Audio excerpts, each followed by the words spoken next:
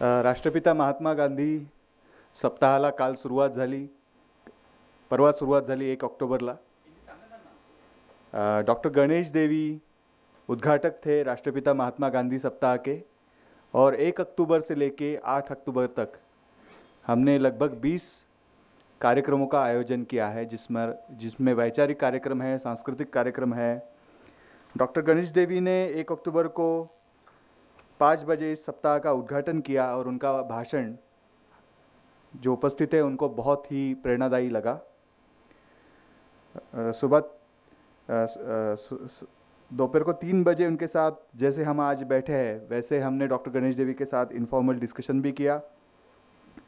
कल गांधी जयंती थी और वर्ल्ड नॉन वायलेंस डे था। उस मौके पर यहाँ पर सुबह 8:30 बजे हमने प्रार्थना और भजन का आयोजन किया था, और नॉन वायलेंस डे के मौके पर पूना के लक्ष्मी रोड, बाजीराव रोड से लेके शनिवार वाड़ा तक हमने एक रैली निकाली, जिसको शांति मार्च हमने नाम दिया है।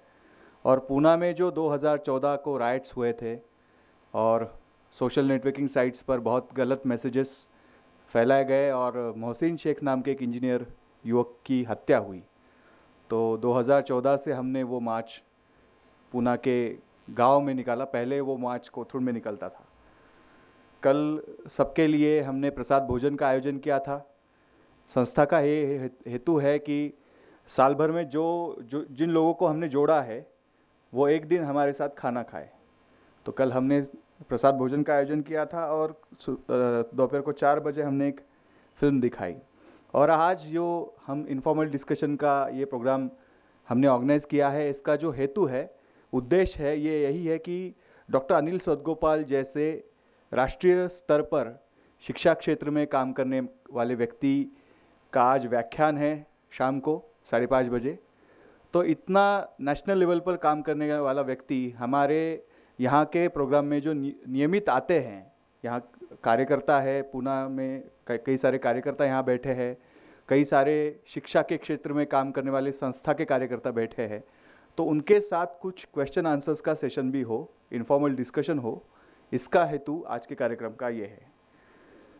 आज डॉक्टर अनिल सदगोपाल हमारे साथ बात करेंगे, हम उनके साथ बात करेंगे। दोपहर को 2 बजे एक फिल्म दिखाएंगे, कापूस कोंड्याची गोष्ट।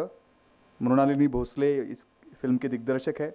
शाम को 5:30 बजे सदगोपाल जी का व्याख्यान है, और इस व्याख्यान का शीर्षक उन्होंने ये तय किया है कि शिक्षा क्षेत्र में जो भेदभाव है उसके खिलाफ एक लिबरेशन मूवमेंट, मुक्ति आंदोलन की ज़रूरत है। और इस जो व्याख्यान कार्यक्रम है उसकी अध्यक्षता करेंगे डॉक्टर रमेश पानसे ग्राम मंगल संस्था और एजुकेशन सेक्टर में जिनका एक बहुत बड़ा नाम है। कल सुबह 10 से 4:30 बजे तक हम एक वर्कशॉप करेंगे, खेती और मेक इन इंडिया। और इस वर्कशॉप में डॉक्टर विजय जावंदिया किसान आंदोलन के नेता है, और एनालिस्ट मिलिंद मुरुक्कर, ये 2 हमको गाइड करेंगे। कल शाम को 6 बजे भक्ति और सूफी संगीत का कार्यक्रम है पंडित अमरेंद्र धनेश्वर का। 5 अक्टूबर को हम एक वर्कशॉप करेंगे सुबह 10 से 4 बजे तक, इंटरनेशनल पॉलिटिक्स एंड टेररिज्म। इस पर बात करेंगे लक्ष्मीकांत देशमुख, जो एक राइटर है, कार्यकर्ता है, और फिरोज मिठीबोरवाला, जो खुद सीरिया इराक में जाकर वहाँ की उन्होंने परिस्थिति का अभ्यास किया है। 5 अक्टूबर को कोजागिरी का त्यौहार होता है, तो उस कोजागिरी के मौके पर हमने कवि सम्मेलन का आयोजन किया है, और इस कवि सम्मेलन में मराठी कवि भी सहभागी होंगे, उर्दू कवि भी शरीक होंगे उसमें, और हिंदी भी होंगे। तो वो 3 भाषाओं में होगा। 6 अक्टूबर को पंडित नेहरू के विषय पर एक व्याख्यान होगा, और राज कुलकर्णी नाम के एक युवा व्याख्याता व्याख्यान देंगे, और उनके साथ भी हम आज आपके जैसा सुबह का डिस्कशन का प्रोग्राम है, शाम को उनका व्याख्यान है। 7 अक्टूबर को गुजरात से इस गांधी सप्ताह के लिए खास आएंगे जिग्नेश मेवाणी, गुजरात से आएंगे। डॉक्टर मिलिंद दावाड़ आएंगे JNU से, और गांधी जी के परपोते तुषार गांधी आएंगे। वो भी इस तरह से सुबह एक इनफॉर्मल डिस्कशन होगा, शाम को उनका एक परिसंवाद होगा, जिसका टाइटल हमने तय किया है, दलितों पर जो हमले होते हैं, जाति का सवाल और वर्तमान दलित राजनीति, ये उस परिसंवाद का टाइटल होगा। 8 अक्टूबर को इस सप्ताह का आखिरी दिन होगा, जिसमें सुबह को एक डॉक्यूमेंट्री फिल्म का वर्कशॉप होगा और एक फिल्म दिखाई जाएगी दोपहर को 3 बजे, रोड टू संगम, और दोपहर को 4 बजे बच्चों के लिए हमने मैजिक शो रखा है, जो हर साल बहुत बच्चों को अच्छा लगता है। तो मैं ज़्यादा समय नहीं लूँगा। आप सब लोग डॉक्टर अनिल सदगोपाल जी को सुनने के लिए आए हैं, उनसे बात करने के लिए आए हैं। आपका बहुत बहुत स्वागत संस्था में। महाराष्ट्र गांधी स्मारक निधि की तरफ से मैं आपका बहुत बहुत स्वागत करता हूं। आपको एक विनती करता हूं कि आप आज के संदर्भ में, आज व्याख्यान में आप बहुत विस्तार से बताएंगे, लेकिन आज यहाँ जो बैठे हैं ये सारे स्टूडेंट्स हैं, एक्टिविस्ट हैं, अलग अलग संस्था के लोग हैं। द लर्निंग होम जो ग्राम मंगल का है, वहाँ की टीम पूरी आई हुई है, गांधी भवन यूक्रान के सब कार्यकर्ता है। तो उस हिसाब से आप अपनी एक बात रखिए और फिर हम क्वेश्चन आंसर सेशन करेंगे। तो मैं पूरा जो प्रोग्राम है वो आपके हाथ में देता हूँ और बैठ के बात कर सकते हैं। ये पूरी तरह से इनफॉर्मल सेशन होगा। Thank you. नहीं बैठ के क्या दिन भर बैठे रहते हैं, कंप्यूटर बैठा देता है दिन भर। बस सुनिए, आपने ये क्या आपका कागज है?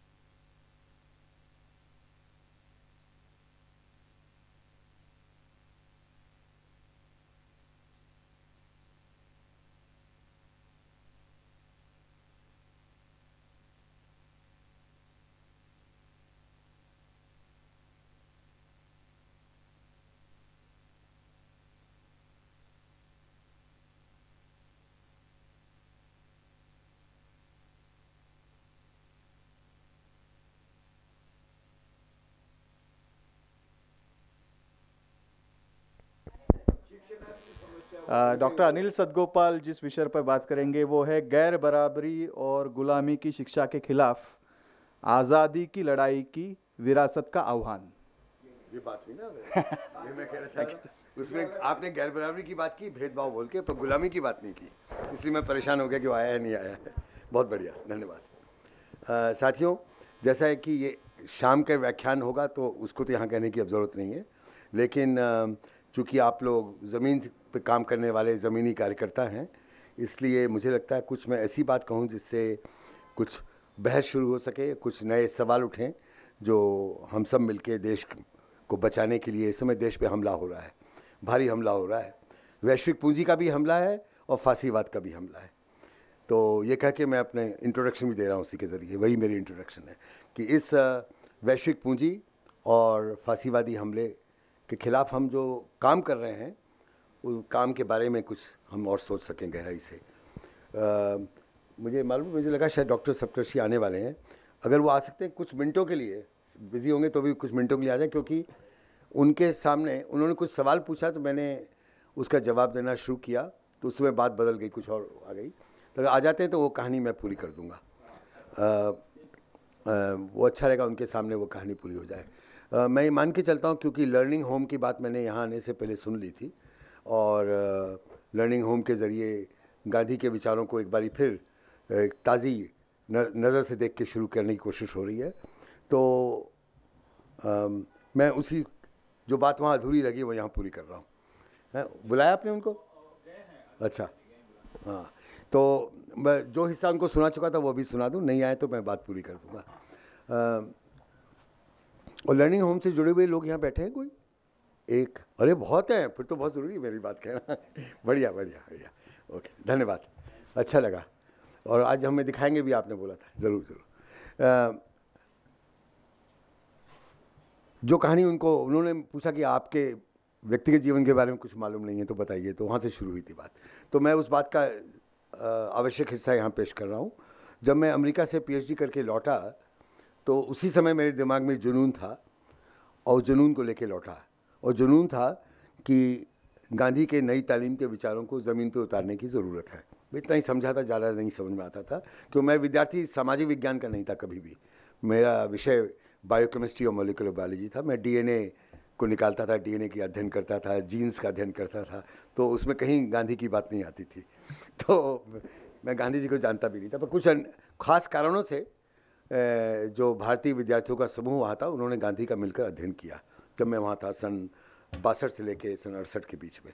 वो अलग कहानी है। तो मैं उस जुनून को लेके उतरा कि यहाँ वापस आया कि मुझे नई तालीम के विचार को ज़मीन पर उतारने के लिए काम करना है, पर कैसे करना है, क्या करना है, किसके साथ मिलके करना है, कुछ अंदाज़ नहीं था।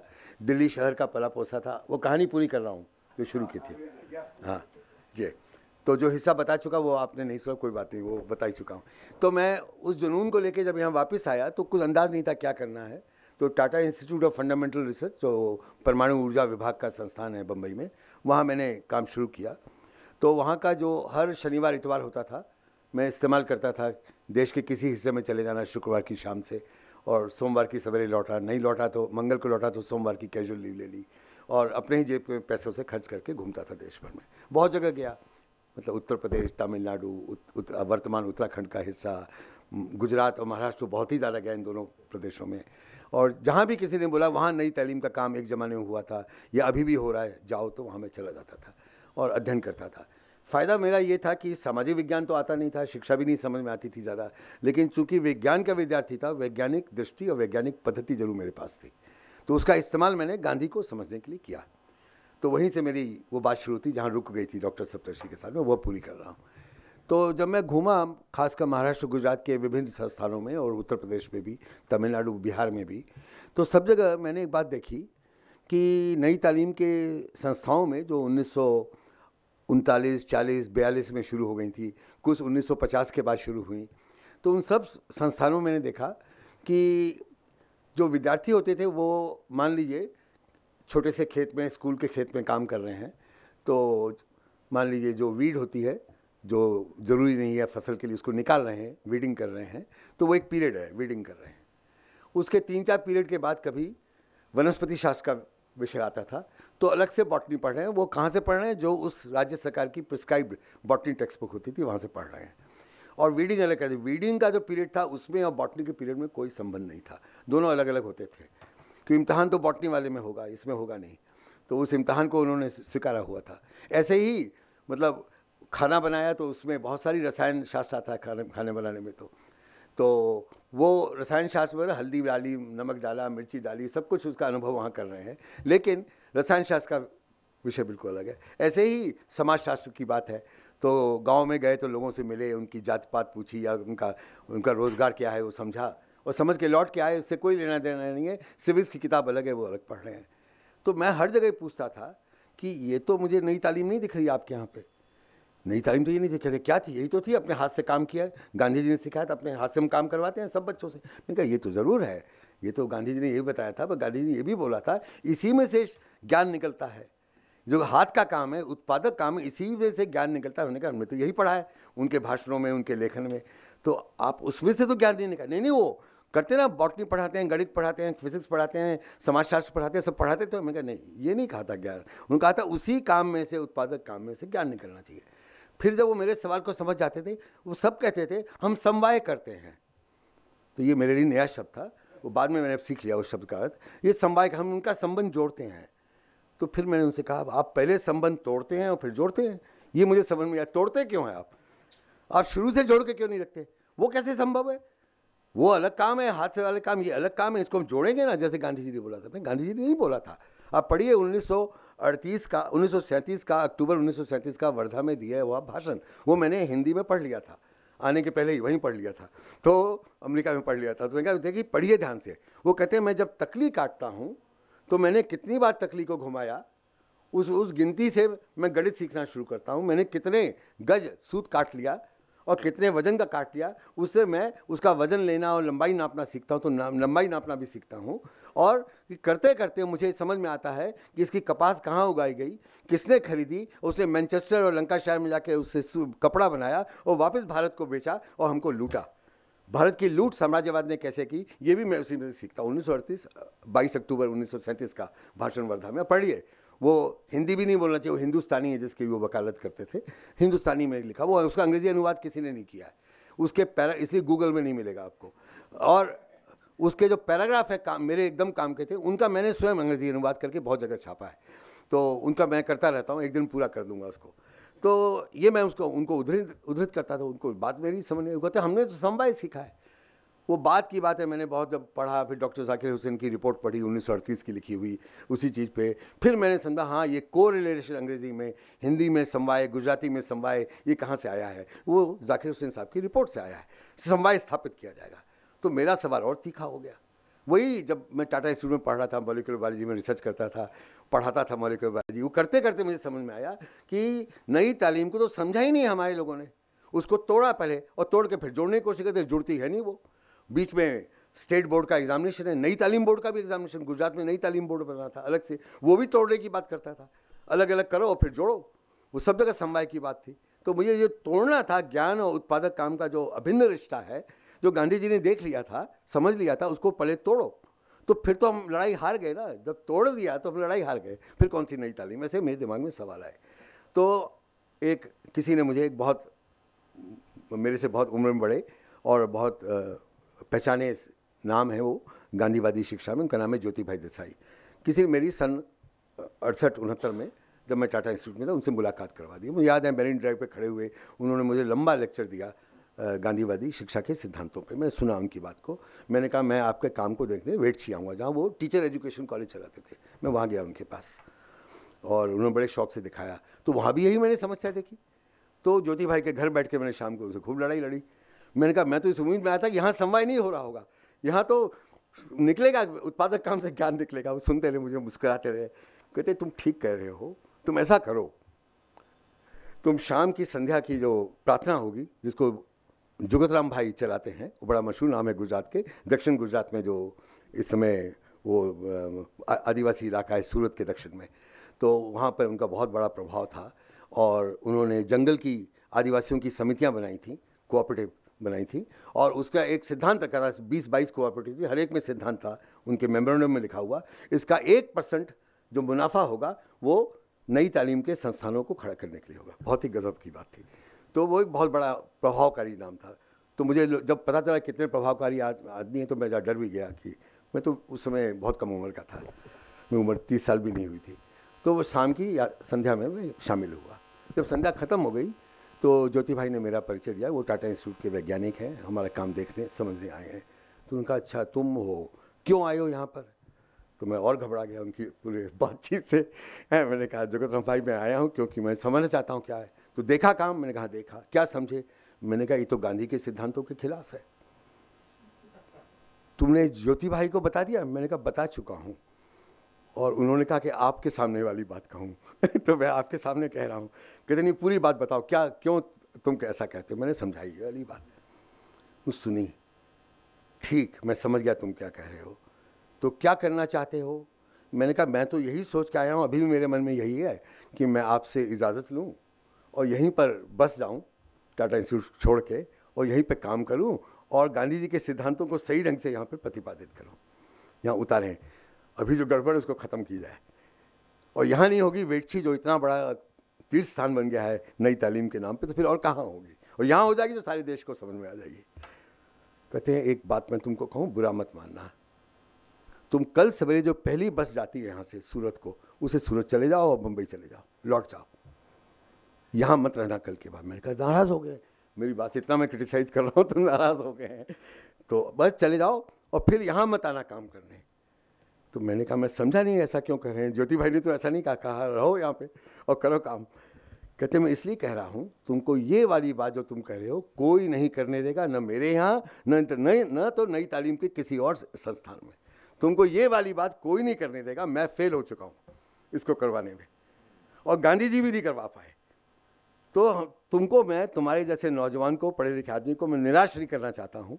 तुम निराश हो जाओगे, हताश हो जाओगे, इसलिए तुम यहाँ से चले जाओ, कहीं और जाके जगह ढूंढो जहाँ पे नई तालीम का कोई काम नहीं हुआ है, वहाँ तुम कर पाओगे, यहाँ नहीं कर पाओगे। और मुझे सचमुच लौटा दिया उन्होंने ये कह के, बहुत प्यार से कहा सारी बात को। तो ये मेरी कहानी जो मैं आपके सामने पूरी नहीं कर पाया। और फिर मैं नई तालीम की खोज में घूमता रहा और एकेडमिक लेवल पे भी और काम के लेवल पे भी। तो अभी उस बात को समेट रहा हूँ कि अगली बात करने वाला हूँ इससे अलग हटके। तो बहुत सालों बाद 1973 में होशंगाबाद ज़िले में, जहाँ पे मैं जाके बस गया अगले 20 सालों के लिए। होशंगाबाद ज़िले के एक अर्ध आदिवासी गांव, आधा गांव आदिवासी, बाकी दलित और अन्य जातियों का। तो उस गांव में हमने नई तालीम का अपने मन का प्रयोग किया, जो हमें लगा गांधी जी के सिद्धांतों पर है। वो उत्पादक काम से ज्ञान सीधे निकालता है, केवल ज्ञान ही नहीं, मूल्यों का निर्माण भी करता है, ज्ञान का निर्माण भी करता है, भाषा का निर्माण, गणित का निर्माण, फिजिक्स, केमिस्ट्री, अर्थशास्त्र, समाजशास्त्र, सबका निर्माण करता है। और वो बहुत ही प्रेरणादायक अनुभव था। हम 3-4 लोगों ने मिलकर किया था, बस 2 लोगों ने खासकर अग्रणी भूमिका अदा की थी, हमारे साथियों ने। वो दोनों इसमें प्रोफेसर हैं शिक्षा के, उस काम के कारण दोनों प्रोफेसर हैं शिक्षा के सेंट्रल यूनिवर्सिटीज़ में। तो उस काम के अनुभव कभी डॉक्यूमेंट नहीं हुए, तो हम लोग लिखना नहीं जानते थे। हमें लगता काम करो बस बहुत है, क्योंकि उसमें ये वाला दिमाग नहीं था कि इसका कभी ऐतिहासिक महत्व होगा। तो काम करते थे, खुश हो जाते थे और आगे बढ़ जाते थे। और अपने काम का क्रिटिसिज्म भी करते थे, क्योंकि वो तो साइंस में हमको सिखाया गया था अपने काम का क्रिटिसिज्म करना, खूब करते थे। आपस में लड़ाइयाँ भी होती थी, मतभेद भी होते थे, पर काम होता था। उसको मैंने 2011 में गुजरात विद्यापीठ ने मुझे मौका दिया अपनी बात कहने का।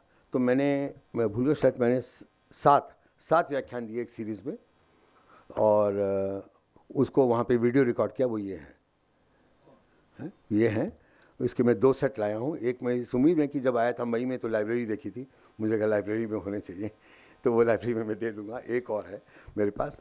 तो उसमें मैंने इसका वर्णन किया है, उस अनुभव का, नई तालीम के अनुभव का। और फिर उस नई तालीम के अनुभव को 6 साल काम करके हमने समेट दिया। और समेटा क्यों, उसका उत्तर मैं खुद देने की कोशिश करूँगा अलग से, वो इस वाली बात का हिस्सा नहीं। हालांकि इसमें मैंने बताया क्यों समेटा उसको, वो भी हमने बताया है, क्यों उसको आगे नहीं बढ़ाया। तो ये अनुभव मैं आपके सामने रख रहा। हमने समवाय नहीं किया। हमने जितना काम 6 साल किया, सीधे उत्पादक काम से, मूंगफली की खेती से, गौपालन करते हुए, बढ़ईगिरी का काम करते हुए, लोहे के औजार बनाते हुए, नाना प्रकार के ऐसे काम करते हुए, उसी में से अर्थशास्त्र, समाजशास्त्र, गणित, भौतिक शास्त्र, रसायन शास्त्र, बायोलॉजी, गणित, भाषा, सब कुछ निकली उसमें से। और गांधी जी का 1937 का भाषण जैसे दिया गया था वैसे ही ज़मीन पर उतार के हमने रख दिया। और मेरे ख्याल से इसका बहुत कम ऐसा तजुर्बा और जगह हुआ होगा ज़रूर। देश बहुत बड़ा है और बहुत जगह लोग काम करते हैं जो हम सुन नहीं पाते, पता नहीं कर पाए। ज़रूर हुआ होगा इतने बड़े मुल्क में, लेकिन बहुत कम जगहों पे हुआ होगा। और हमें कोई ज़रूरत नहीं थी नई तालीम बोर्ड की उसको काम करने के लिए। हमें वो जो करना था हमने किया। वो कैसे किया उसकी कहानी इसमें है, वो कैसे किया, वो अनुभव बहुत ही ज़बरदस्त है। जब ये अनुभव एक बारी, हाँ वो भी मैं पूरा कर लूँ, 2005 में national curriculum framework on education वो तैयार हो रहा था। वो हर 10-15 साल बाद तैयार किया जाता है। तो 2005 में जब नई सरकार आई थी मनमोहन सिंह वाली, उस समय वो तैयार किया जा रहा था NCERT के द्वारा।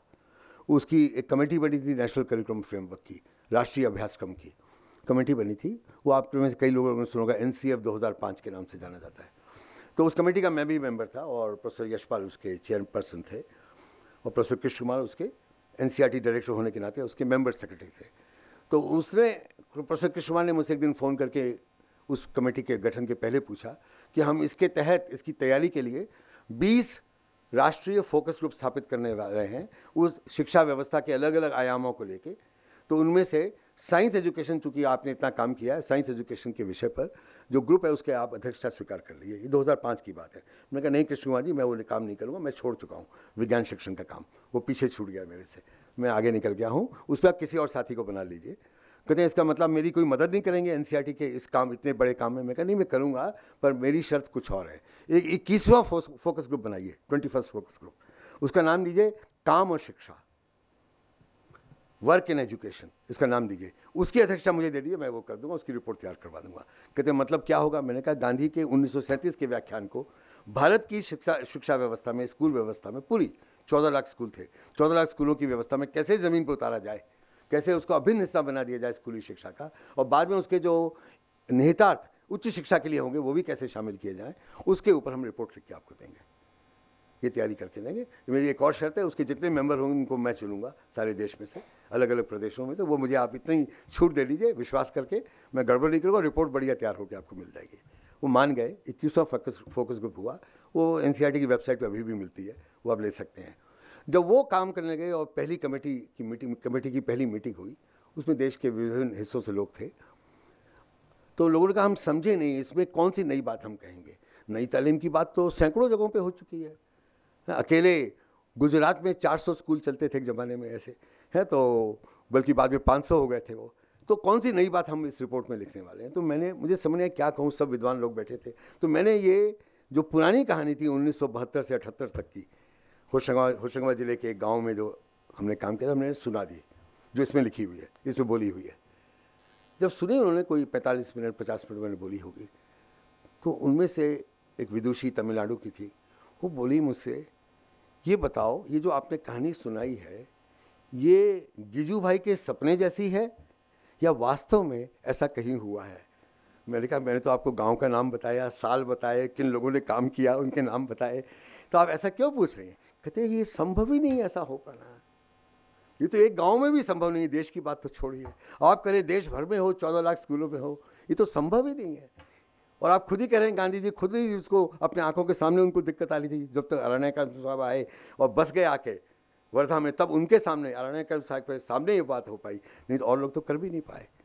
तो ये तो संभव नहीं है, कोई सपने वाली कहानी है, आपने मनगढ़ंत बना के हमको सुना दी है। तो मैंने कहा चलिए एक हम समझौता करें, मनगढ़ंत कहानी को कैसे ज़मीन पर उतारा जाए। क्यों आप मानते हैं, ठीक है, कहते बिल्कुल यही होना चाहिए, पर ये तो हो नहीं सकती। तो ये कैसे होगी, ये बड़ा प्रश्न हम लोगों के सामने था, उस रिपोर्ट में लिखा है कैसे होनी चाहिए। और वो रिपोर्ट एनसीईआरटी की जो मेन कमेटी थी, नेशनल करिकुलम फ्रेमवर्क कमेटी, उसका भी मैं मेंबर था, उस कमेटी ने खारिज कर दी। प्रोफेसर यशपाल की अध्यक्षता में उनके कहने पर खारिज हुई। और वो नहीं है इसको काउंटर करने के लिए, पर ये इतिहास में लिखा हुआ है। वो खारिज हुई पूरी रिपोर्ट, उसको तोड़ मरोड़ के काम और शिक्षा का वो रूप पेश हुआ जो आज़ादी के बाद से अभी तक हमेशा स्वीकारा गया था, जो कोई रूप था नहीं, कुछ और ही पेश कर दिया गया। और मैं उनके साथ आर्ग्यू करता गया, कृष्ण कुमार जी से भी और प्रोफेसर यशपाल जी से ईमेल करके, ये जो आप लिख रहे हैं, जो ड्राफ्ट आया है, ये वो नहीं है जो हमने दिया। आपने कहा था हमारी रिपोर्ट इनपुट होगी, तो इनपुट तो गायब हो गई, ये कहाँ से विचार आ गया, हमने तो कभी कहा ही नहीं। नहीं वही विचार है। हमने कहा बिल्कुल नहीं है। मैंने कहा मैं रिकॉर्ड में ला रहा हूँ, ये बिल्कुल वो विचार नहीं है, कोई और विचार है, ये वही है जो आप हमेशा करते रहे, और वो नहीं करने को तैयार हैं जो हम कह रहे हैं, इसलिए आपने हमें खारिज कर दिया। ये बात हमने लिखी। मुझे पानी मिल जाएगा? खैर, ये मैंने इसी कहानी सुनाई। एक तो वैचारिक बात थी इसमें, और दूसरी बात थी कि लड़ाई कितनी तीखी होती है, जो 1937 में गांधी जी ने शुरू करी, वो 1938 की जाकिर हुसैन कमेटी में ही डायल्यूट हो गई पहले कदम में, जब सार्जेंट कमीशन उसका नाम है, क्योंकि उसके वो ब्रिटिश गवर्नमेंट के आखिरी शिक्षाविद के आदमी थे, जो 1945 में ब्रिटिश गवर्नमेंट ने अपनी आखिरी central advisory board on education की रिपोर्ट लिखवाई। तो सार्जेंट साहब बहुत भारत को प्यार करने वाले आदमी थे, तो वो 1945 की रिपोर्ट है, उसने एक कदम और डायल्यूट कर दिया। उसने कहा गांधी जी का विचार बिल्कुल ठीक है, हर स्कूल में हाथ से करने वाली कोई एक्टिविटी होनी चाहिए। गांधी ने नहीं कहा था, बिल्कुल नहीं कहा था कि एक्टिविटी होनी चाहिए। एक्टिविटी शब्द का मतलब आपने गांधी को खारिज कर दिया। उन्होंने कहा था उत्पादक काम होना चाहिए, उत्पादक काम से ज्ञान का निर्माण होना चाहिए, पूरा करिकुलम, पूरा टेक्स्ट वहाँ से निकलना चाहिए। इसीलिए उन्होंने कहा अगर मातृभाषाओं में शिक्षण देना है तो उत्पादक काम से जुड़ा हुआ शिक्षण होगा, तभी मातृभाषाओं से होगा, नहीं तो आपको बार बार अंग्रेजी पे लौटना पड़ेगा या किसी और बाहर की भाषा में लौटना पड़ेगा। तो उन्होंने भाषा के सवाल को वहाँ जोड़ा। शिक्षक कैसा हो, शिक्षक की अवधारणा भी उन्होंने नई तालीम के उत्पादक काम से जोड़ी, जो महात्मा फुले ने भी जोड़ी। मैंने लिखा है अभी हाल के एक लेख में कि इस बात को बहुत कम लोगों ने नोट किया है, क्योंकि जाति व्यवस्था पर जो विमर्श भारत में अब स्थापित हो रहा है, उसमें महात्मा फुले अंबेडकर को भिड़ाया जाता है गांधी के साथ, और हम दोनों को जोड़ने की कोशिश कर रहे हैं, और उस लड़ाई में भी हम शामिल हैं, उनको दोनों को जोड़ने की। और महात्मा फुले ने 1882 में जो ज्ञापन दिया था, ये बात तो शाम को भी कह देनी चाहिए, जो ज्ञापन दिया था ब्रिटिश हंटर आयोग के सामने, उससे उन्होंने शिक्षक कैसा हो, बहुत सारी बातें कही थी, शिक्षक कैसा हो इसकी कल्पना पेश की थी। और उन्होंने कहा कि आज जो शिक्षक ब्रिटिश गवर्नमेंट अपॉइंट कर रही है 1882 की रिपोर्ट, वो ऐसे शिक्षक हैं जो उच्च जातियों के हैं और अपने हाथ से कभी कोई काम नहीं किया होता, इसलिए उनके जो विद्यार्थी हैं जो उत्पीड़ित जातियों से आते हैं, जो हाथों से काम खुद करते हैं, उनके परिवार वाले हाथ से काम करते हैं, उत्पादन का काम करते हैं, उनके जीवन को समझ नहीं पाते, उनसे जुड़ नहीं पाते। इसलिए हमको एक ऐसा शिक्षक चाहिए जिसको हल, इसको मराठी में हल को क्या बोलते हैं, नांगेड़, नांगेड़ की मूठ जहाँ पकड़ते हैं हल को, मूठ को पकड़ने में और बड़े सुथार की आरी पकड़ने में शर्म ना आती हो। लज्जा ना आती हो। हमें ऐसे शिक्षक चाहिए। इतना जोरदार वाक्य है महात्मा फुले का। और मैंने लिखा है अपने हाल में पब्लिश EPW में छपा मेरा लेख, मैंने लिखा है गांधी ने ये बात 1937 में फॉर्मल रूप में कही, ये बात 1882 में महात्मा फुले ने पहले ही कह दी। इस जोड़िए दोनों एक ही बात अंत में कर रहे हैं, स्वतंत्र रूप से एक ही निष्कर्ष पे पहुंच रहे हैं। और इन दोनों की बातों को आज़ाद हिंदुस्तान की शिक्षा व्यवस्था ने और सत्ता ने पूरी तरीके से खारिज किया। इससे कोई फर्क नहीं पड़ा किस पार्टी की सत्ता थी, इससे कोई फर्क नहीं पड़ता। इससे उच्च वर्गीय उच्च वर्णीय, क्यों वर्ण और वर्ग एक हो जाते हैं एक लेवल के बाद, तो उच्च वर्गीय उच्च वर्णीय सोच ने इजाज़त नहीं दी कि हाथ से किया हुआ उत्पादक काम हमारे स्कूल व्यवस्था में महत्वपूर्ण स्थान, कोर स्थान की बात हो रही है। कोई एक्स्ट्रा करिकुलर एक्टिविटी की बात नहीं हो रही है। ये आखिरी पीरियड जो SUPW का आखिरी पीरियड होता है उसकी बात नहीं हो रही है। ये कोर स्थान पा पाए इसकी बात हो रही है। वो स्थान कभी नहीं मिला। ये लड़ाई इसलिए जारी है। फुले गांधी की संयुक्त लड़ाई आज भी जारी है। एक बात खत्म हुई।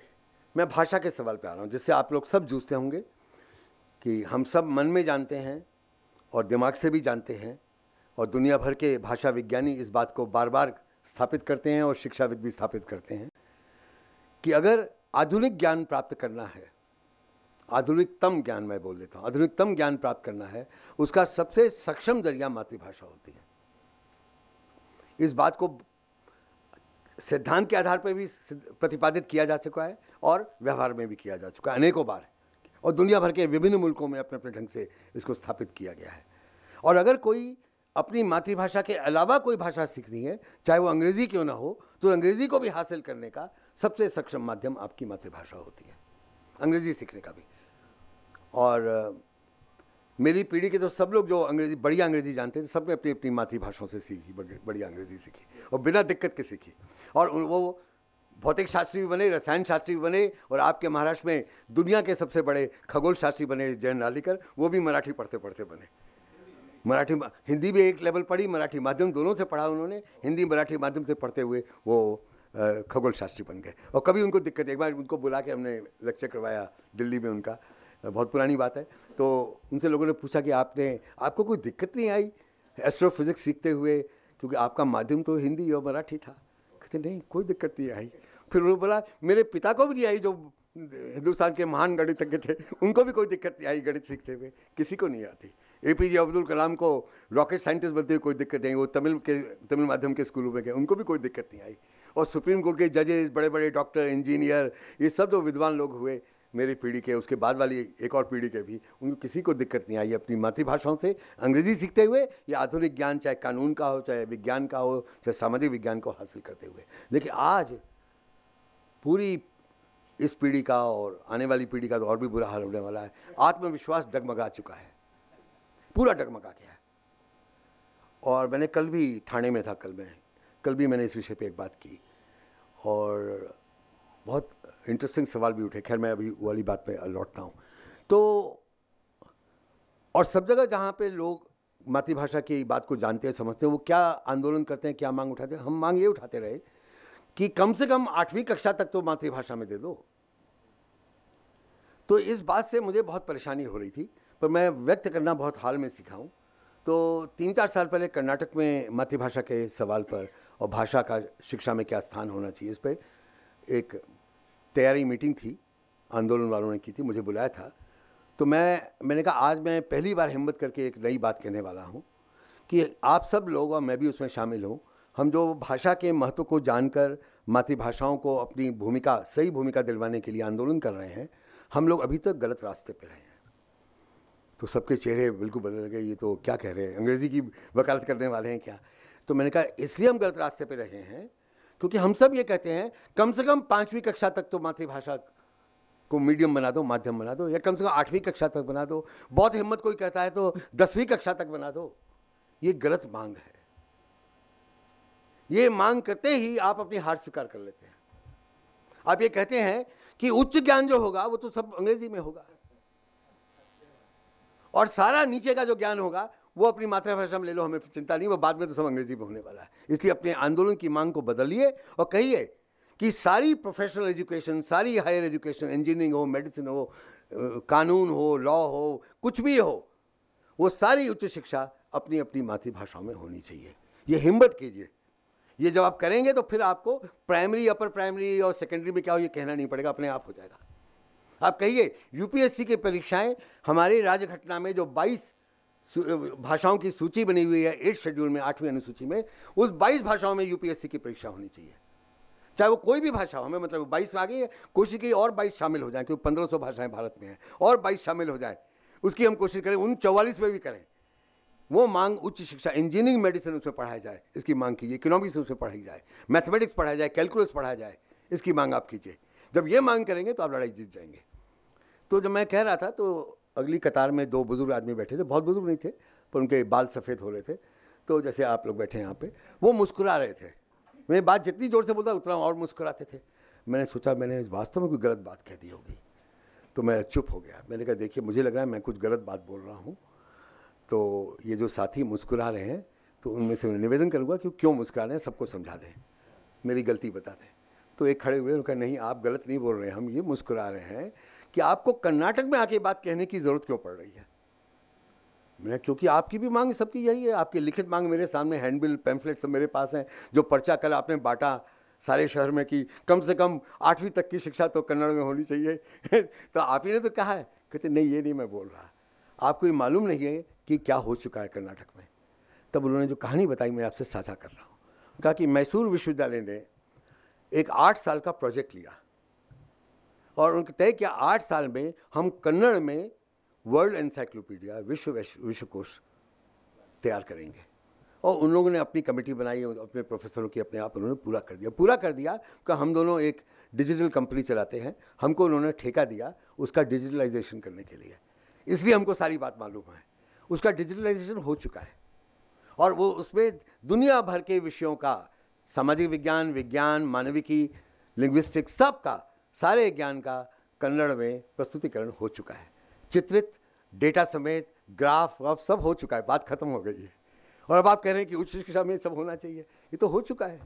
कल आप आएंगे दूसरे दिन में हम अपना लैपटॉप लेके आएंगे, डीवीडी लेके आएंगे, आपको दिखाएंगे। अगले दिन लैपटॉप और डीवीडी लेके आए वो, उन्होंने कहा बताइए डीवीडी डालिए, बताइए क्या देखना चाहते हैं। मेरा जो विषय है मॉलिक्यूलर बायोलॉजी, वो मुझे याद आया। मैंने कहा जेनेटिक कोड, तुरंत उन्होंने कन्नड़ में जेनेटिक कोड टाइप किया और सामने डीएनए का हेलिकल स्ट्रक्चर, वो सारे नोबेल पुरस्कार विजेता जिन्होंने काम किया था सन 60 के शुरुआती वर्षों में और कंट्रीब्यूट किया था जेनेटिक कोड को तोड़ने में, उन सब के चित्र, उनके काम का विवरण, वो सारे केमिकल फॉर्मूले, हरगोविंद खुराना के काम के समेत वो सारे केमिकल फॉर्मूले, मैं तो देख के हैरान, कन्नड़ में लिखा हुआ।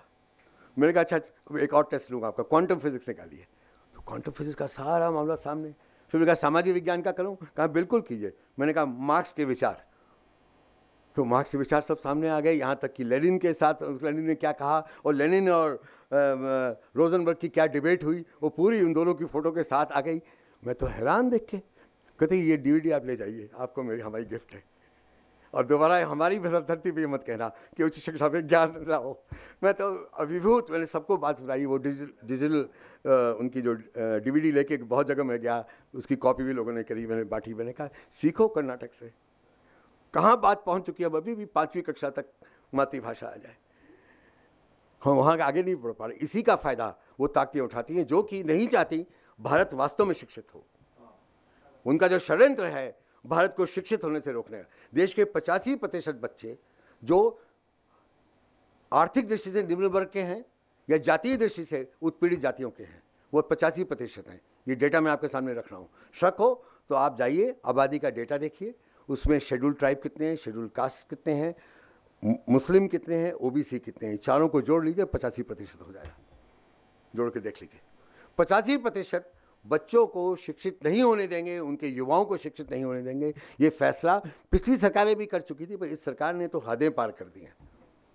इसने तो बेशर्मी के साथ डिक्लेयर कर दिया है कि शिक्षा केवल उस 15% वर्ग के और वर्ण के लिए है जिसके पास पैसा है शिक्षा की कीमत चुकाने का। वो साफ उनका महामंत्र है, study if you can pay, पढ़ो अगर उसकी कीमत चुका सकते हो, नहीं तो मत पढ़ो। ये बिल्कुल इसमें महामंत्र है वर्तमान शिक्षा नीतियों का। और उसमें भाषा का इस्तेमाल कैसे लोगों के खिलाफ किया जाता है। पहली क्लास से इंग्लिश मीडियम स्कूल आ रहा है। और ये कहानी मैं आपसे साझा एक और करना चाहता हूँ, फिर इस पर और कहने की ज़रूरत नहीं रह जाएगी।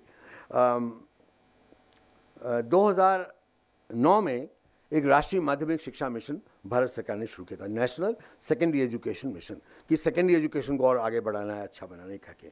उसमें हर एक राज्य सरकार को अतिरिक्त पैसा केंद्र ने दिया। तो आंध्र प्रदेश को, अनडिवाइडेड आंध्र प्रदेश, उसको भी वो पैसा मिला। तो वहाँ पे एक बहुत जाने माने दलितों के लिए काम करने वाले, दलितों की बात को आगे बढ़ाने वाले समाज विज्ञानी, पॉलिटिकल साइंटिस्ट हैं, उनका नाम कंचा इलाया है। उन्होंने बहुत वहाँ पे मिशन उनका था कि सेकेंडरी एजुकेशन अंग्रेज़ी माध्यम में होनी चाहिए।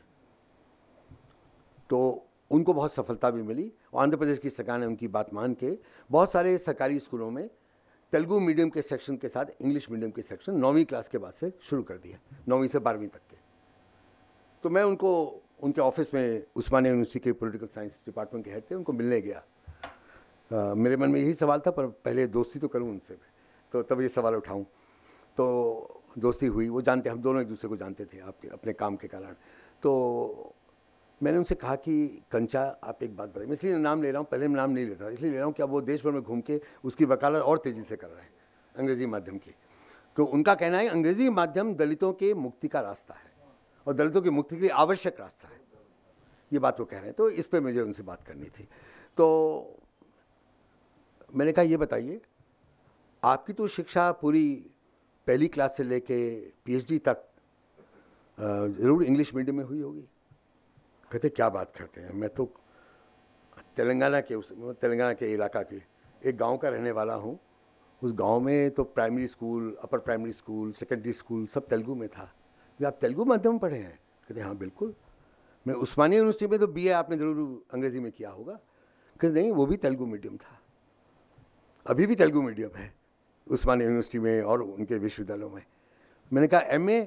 कहते वो भी तेलुगु मीडियम में था, पर MA तक कुछ अंग्रेज़ी की किताबें रेकमेंड की जाती थी जो तेलुगु में नहीं थी, वो हम पढ़ते थे। मैं आपको बहुत दिक्कत आई होगी अंग्रेज़ी की किताबें पढ़ते हुए।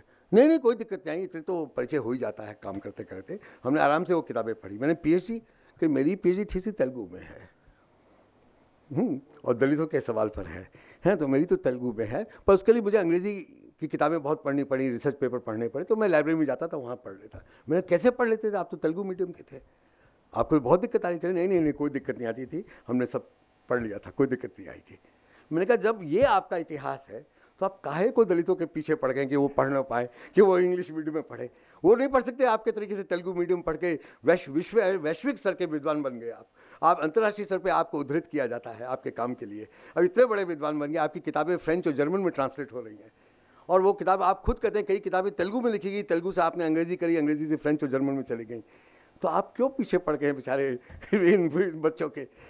तो मैंने कहा आपने क्यों राष्ट्रीय माध्यमिक शिक्षा मिशन में एक सेक्शन अंग्रेजी मीडियम का शुरू किया? कहते हैं मैं मानता हूँ ये ज़रूरी है अंग्रेजी की शिक्षा। मैंने कहा मैं आपसे ये नहीं कह रहा हूँ अंग्रेजी मत सीखें बच्चे, अंग्रेजी तेलुगु माध्यम से सीखें तो बेहतर सीखेंगे जैसे आपने सीखी। इतनी बढ़िया अंग्रेजी आपको आती है तो आपने तेलुगु माध्यम से सीखी। आपको ये बात क्यों नहीं समझ में आ रही? मुझे समझ में नहीं आ रहा, आप समझाइए मुझको। बहुत प्यार से बात हो रही थी, और चूंकि अकेले में बात हो रही थी उनको कोई दिक्कत नहीं थी बात करने में। और मार्क्स, लेनिन और अम्बेडकर, फुले की फ़ोटो लगी हुई थी चारों उनके ऑफिस में। तो फिर वो बोले कि आपके सामने मुझे स्वीकारने में कोई दिक्कत नहीं है कि वो मामला ठीक नहीं हुआ जो हुआ। मैं क्यों? कहते हैं जिन बच्चों ने एडमिशन ली इंग्लिश मीडियम में, उनमें से अधिकांश बच्चों ने एक आध साल बाद छोड़ दिया और वापस तेलुगु मीडियम के सेक्शन में आ गए। मैं क्यों? कहते हैं उनको बहुत दिक्कत गई इंग्लिश मीडियम में। मैंने कहा तेलुगु मीडियम में क्या हो? कहते हैं तेलुगु मीडियम में तो अंग्रेजी सिखाई जाती थी, अंग्रेजी सीखी उन लोगों ने। मैंने कहा फिर भी आप अभी भी वही वकालत कर रहे हैं? वो आज भी कर रहे हैं, ये 2009 की कहानी, आज भी यही कर रहे हैं। अभी किसी ने साथी ने बताया कि वाराणसी आए थे, वाराणसी में लंबा लेक्चर हुआ, भीड़ थी, पूरा ऑडिटोरियम भरा हुआ था, उन सबको बोला अंग्रेजी माध्यम ही दलितों की मुक्ति का रास्ता है। तो अब उनसे हम क्या बात करें? हमारी बात हो चुकी है उनसे, हम समझ गए कि वो हमसे सहमत है, हमें मालूम है वो दिल से सहमत है। अब वो क्यों ऐसी बात कहते हैं उनसे आप पूछिएगा, जब बुलाएंगे आप उनको पूछ लीजिएगा, उनको जरूर बुलाइए आप, क्योंकि वो बहुत सिंसियर आदमी है, वो बहुत सिंसियर आदमी है। इसीलिए मोदी गवर्नमेंट ने अभी उनको अरेस्ट करने की कोशिश की थी।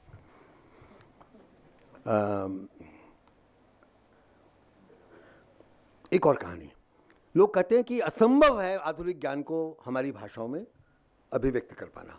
इसकी एक सच्ची कहानी 2005 की है, जब नेशनल करिकुलम फ्रेमवर्क 2005 तैयार हो गया, उसको ड्राफ्ट बोलते हैं, ड्राफ्ट तैयार हुआ और draft central advisory board on education के में आया अप्रूवल के लिए। मुझे मालूम नहीं CABE से कितना आप लोग परिचित होंगे, ये जो लोग शिक्षा नीति के ऊपर सोचते हैं उनको सब मालूम होता है। Cab central advisory board on education Bharat में शिक्षा नीति के निर्माण का सबसे ऊंचा तंत्र है जहाँ पे शिक्षा नीति की अप्रूवल ली जाती है। तो वहाँ पे वो आया ये नया करिकुलम फ्रेमवर्क। उसमें हर एक राज्य के शिक्षा मंत्री होते हैं, देश के जो 32-33 राज्य और यूनियन टेरिटरी सबके शिक्षा मंत्री वहाँ होते हैं। इसके अलावा तमाम जो बड़ी बड़ी सेंट्रल एजेंसियाँ, NCERT है, CBSE है, संस्कृत बोर्ड है, उर्दू और फारसी का बोर्ड है, all India council of technical education UGC, तमाम ऐसे कोई 30 संस्थान हैं सेंट्रल गवर्नमेंट के, वो भी वहाँ पे रिप्रेजेंटेड होते हैं। इसके अलावा कुछ लोगों को इस तंत्र के बाहर के क्षेत्र से, बुद्धिजीवियों को, एक्टिविस्टों को बुलाया जाता है। मैं भी उसका मेंबर था उस कारण से। तो जब वो प्रारूप दिन भर डिस्कस होकर अप्रूव हो गया, और उस समय अर्जुन सिंह जी मानव संसाधन विकास मंत्री थे, वो उसको प्रिजाइड कर रहे थे, तो उन्होंने कहा बड़ी खुशी की बात है कि इसमें 2-4 सुझाव आए हैं, उनको शामिल करके अब ये अप्रूव हो गया है। अब पूरे देश में इसको भेजा जाएगा डिस्कशन के लिए, और सारे प्रदेशों से जो विचार आएंगे उनको समेट कर फिर इसका परिवर्तित रूप, यहाँ पे संशोधित रूप दोबारा पेश किया जाएगा अप्रूवल के लिए। उसके लिए 6 हफ्ते का समय दिया जाता है। और इस सबने तालियां पीटी कि अभी आगे जा रहा है देश भर में चर्चा के लिए। तो मैंने पॉइंट ऑफ ऑर्डर उठाया। मैंने कहा मेरा पॉइंट ऑफ ऑर्डर है। तो मैं बहुत उठाता था, तो वो परेशान तो पहले ही थे, कहा अभी भी है, अब तो बात खत्म हो गई। मैंने कहा नहीं, मेरा पॉइंट ऑफ ऑर्डर इसी बात खत्म करने पर है। तो उन्होंने बड़े अनमने ढंग, अच्छा ठीक है बोलिए, कम बोलिएगा। तो मैंने कहा ये कैसे चर्चा होगी, इसके ऊपर हो ही नहीं सकती। ये जो पास किया है अभी आपने प्रस्ताव कि सारे देश में चर्चा कैसे हो सकती है, ये केवल 2 भाषाओं में, अंग्रेजी हिंदी। इसको देश के गैर हिंदी भाषी क्षेत्रों में, कहा गुजरात महाराष्ट्र वाले तो मैनेज कर लेंगे, बाकी प्रदेशों में कैसे मैनेज होगा, मुझे समझा दीजिए। मैंने कहा महाराष्ट्र में भी, पुणे बंबई में हो भी जाए, थोड़ा बहुत औरंगाबाद में या नासिक में हो जाए, लेकिन जो वहाँ का ग्रामीण क्षेत्र है वहाँ तो नहीं मैनेज होगा, कतई नहीं होगा। तो गुजरात में भी नहीं हो पाएगा, अहमदाबाद में हो जाएगा, गांधीनगर में हो जाएगा, सूरत में हो जाएगा, और जगह नहीं होगा। मैनेजमेंट होगा वो भी। आप कैसे सोच सकते हैं कि 2 भाषाओं में हो जाएगा? तो कहते आप क्या कहना चाह रहे हैं? मैं कहा जब तक कम से कम 22 भाषाओं में जो 8वीं अनुसूची के इसका अनुवाद नहीं होगा, ये आपका प्रोजेक्ट बिल्कुल फेलियर है। आज फेल हो गया। तो हल्ला मच गया। उनके जो सचिव थे मंत्रालय के, कहने लगे ये तो बड़ी अजीब सी बात रख दी है, जो इम्प्रैक्टिकल है, ये तो हो ही नहीं सकती। तो उन्होंने सबको चुप कराया। जो से अच्छा ठीक है, सबने सुन लिया, अब जाने का टाइम हो गया सबका, हम जा रहे हैं, ये मैं वायदा करता हूँ, मेरे पे छोड़िए, मैं न्याय करने की कोशिश करूँगा। बात खत्म हो गई। मैंने सोचा जैसे बाकी सब वायदे होते हैं, ये भी खत्म हो गया। मैं इसलिए सुना रहा हूँ अर्जुन सिंह जी के बारे में तरह तरह की धारणाएं में, तो उनके बारे में एक अच्छी बात बता रहा है। तो 2 दिन बाद मुझे वापस भोपाल आना था, बारिश बहुत हो रही थी, मुझे इतना याद है। तो मैंने कहा जब पोस्टपोन कर दो, बहुत तेज़ बारिश थी। तो मैं रुक गया। तो मुझे दूसरे दिन एक फ़ोन आता है उनके ऑफिस से किसी PA का, कि क्या आपने अमुक तारीख को विज्ञान भवन में कोई ऐसी भाषा की बात उठाई थी? मैंने जी हाँ उठाई थी। तो उसके ऊपर माननीय मानव संसाधन विकास मंत्री ने एक मीटिंग रखी है अपने घर पर, उसमें आप आ जाइए, इतने बजे है, ये घर का एड्रेस है। तो मैं ऑटो रिक्शा में बैठ के पहुँच गया। मैंने कहा क्या वो कहेंगे नहीं हो सकता, और क्या कहेंगे। तो उस मीटिंग में बहुत कम लोग थे। उनके बगल में मानव संसाधन विकास मंत्री के शीर्ष सचिव बैठे हुए थे, IAS ऑफिसर, जो उनके मुख्यमंत्री पद पे के टाइम पे भी उनके IAS ऑफिसर थे, उनको लेके आ गए थे सेंटर में। वो बैठे हुए थे। उनके बगल में प्रोफेसर कृष्ण कुमार थे, जो NCERT के डायरेक्टर थे और उस कमेटी के मेंबर सेक्रेटरी थे। फिर मैं था और प्रोफेसर यशपाल थे, जो चेयरमैन थे उस कमेटी में। इतने लोग थे। सवाल मैंने उठाया था, इसलिए मैं वहाँ मौजूद था। उन्होंने पूछा अपने सचिव से, इस पर क्या कहना आपको? कहा सर इट इज़ इम्पॉसिबल। इतने साल हो गए हैं भारतीय गणतंत्र को बने हुए, इंडियन रिपब्लिक को बने हुए, और 8वीं अनुसूची तब से है। किसी ने कभी न इस बात को कहा, न किसी ने मांग करी, न किसी ने सोचा इसके ऊपर। ये तो हो ही नहीं सकता। हो सकता था, हो चुका होता। कोई भी सेंट्रल गवर्नमेंट का दस्तावेज आज तक हिंदी अंग्रेजी को छोड़ के और किसी भाषा में नहीं गया। और अधिकतर दस्तावेज उन्होंने स्वीकारा, पहले अंग्रेजी में होते, फिर हिंदी में अनुवाद होता है। और मैंने इसका मतलब खराब अनुवाद होता है, मुझे मालूम है कितना खराब होता है। खैर, फिर कृष्णा जी पूछा क्या, कहते नहीं संभव नहीं है, वो इतना ही बोला। फिर मेरी बारी आई तो मुझे कहने लगा आपको कुछ, मैंने कहा मैं तो कह चुका हूँ सबके सामने विज्ञान भवन की मीटिंग में। फिर प्रोफेसर यशपाल से पूछा, वो मेरे बुजुर्ग है, अब तो नहीं रहे, और बहुत प्यार करते रहे मुझे, बहुत ही ज़्यादा प्यार करते थे। तो कह रहे ये जो अनिल है ना, इसको मैं जानता हूँ, बरसों से जानता हूँ, ये चिड़िया जैसा है, पक्षी जैसा है, ये हमेशा आसमान में उड़ता है, कभी कभार ज़मीन पे आता है फिर ऊपर उड़ जाता है, ये ज़मीन से जुड़ा हुआ नहीं रहता है, इसलिए ऐसी बातें करता है कि सब भाषाओं में अनुवाद कर दो। तो मैं क्या बोलता मेरी बात का उत्तर मिल चुका था। अर्जुन सिंह जी एक बात के लिए मशहूर थे, बहुत कम शब्दों का इस्तेमाल करते थे, वो बहुत रेयरली बोलते थे, वो मुश्किल से बोलते थे। तो उन्होंने फिर अपने सचिव की ओर देखा कुछ सेकंड बाद और कहा, वाई इज़ इट इम्पॉसिबल, ये नामुमकिन क्यों है? तो वो उनके मुख्यमंत्री पद से उनके सचिव रहे हैं ना, कि मध्य प्रदेश केडर के रहे हैं, तो वो जानते थे इसका मतलब क्या। इसका मतलब इट पॉसिबल है, उनके मत है ये, sir if you order it can become possible. ऐसे ही हुई ये पूरी, मैंने लिखा है इसको एक दो जगह, ऐसे ही, मुझे अब अंग्रेजी में लिख देना चाहिए, गूगल पर डाल देना चाहिए। ऐसे ही हुई वो मीटिंग। फिर प्रोफेसर कृष्णकुमार की बारी आई, वो डायरेक्टर थे एनसीईआरटी के, जिसको करना था सारा काम। तो वो बोले, if ministry makes adequate funds available it can be done, पैसा दे दो हम कर देंगे, मिनिस्ट्री से कहा। फिर उन्होंने यशपाल जी पूछा, कहते अगर ये दोनों कह रहे हैं हो सकता है तो फिर हो सकता है, अच्छी बात है। फिर मुझसे पूछा आपको कुछ कहना है? मैंने कहा मैं भीगते हुए आया हूँ, मेरे कपड़े भीगे हुए, मुझे ठंड लग रही है, मैं घर जाऊँ क्या? मेरा तो काम हो गया, मुझे कुछ नहीं करना, मुझे जाने दीजिए। कहते मैं गाड़ी दे रहा हूँ, मैं गाड़ी नहीं चाहिए, मेरा ऑटो रिक्शा बाहर खड़ा है, मैं इसको लेके जा रहा हूँ। और आप अगली बात सुनिए, नेक्स्ट मॉर्निंग, अगली, ये देर शाम की मीटिंग है, 8 बजे करीब खत्म हुई होगी, अगले दिन सवेरे 11 बजे प्रोफेसर कृष्णकुमार का मुझे फ़ोन आता है, हमें पुराने दोस्त हैं, साथी हम लोग। कहते अनिल एक बात बताओ, ये 22 भाषाओं में तो अनुवाद होने की चिट्ठी चली गई है। मैं क्या, कल की मीटिंग? मैंने कहा चिट्ठी चली गई, कहाँ चली गई? थे सारे एससीईआरटी को लिख दिया, ये तो चली गई है चिट्ठी, और मैंने कह दिया अनुवाद 15 दिन में हो जाना चाहिए, और उसका पैसा भी मैं भेज रहा हूँ, आज चेक कट रहे हैं सब एससीईआरटीज़ के लिए, मतलब पुणे में आपकी एससीईआरटी है तो सब एससीईआरटी को चेक काट के दिए जा रहे हैं इसको करने के लिए। मैंने कहा पैसा कहाँ से आ गया ओवरनाइट?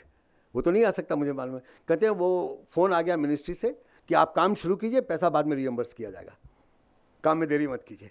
तो काम शुरू है, तो मैं इसलिए फ़ोन कर रहा हूँ, कोई 23वीं या 24वीं भाषा में इसका अनुवाद करवाना चाहते हो करवा लो।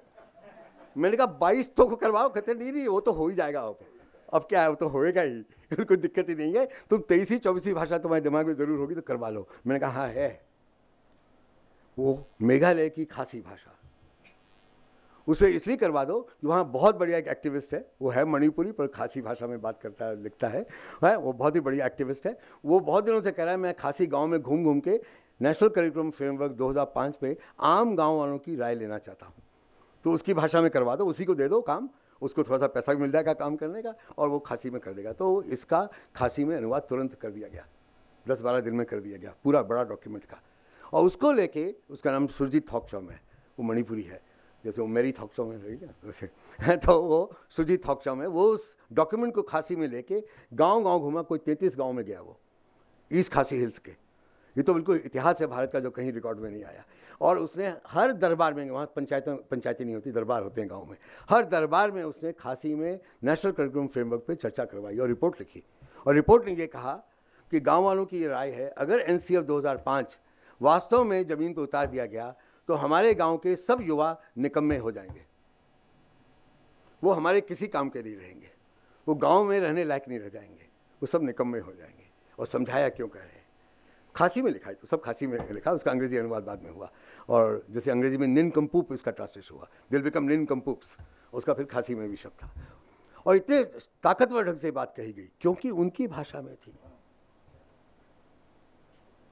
उनकी भाषा में थी। उनमें कौन सी भाषा इस्तेमाल करते? अंग्रेजी तो वहाँ 3 भाषाएं हैं, जैंतिया, खासी और गारो। आप उनमें से कहीं भी अंग्रेजी हिंदी नहीं है ना, और वो ना अंग्रेजी जानते ना हिंदी जानते। उनकी भाषा में क्या तो ताकतवर ढंग से फीडबैक आ गया जिसको NCERT पचा नहीं सकती थी।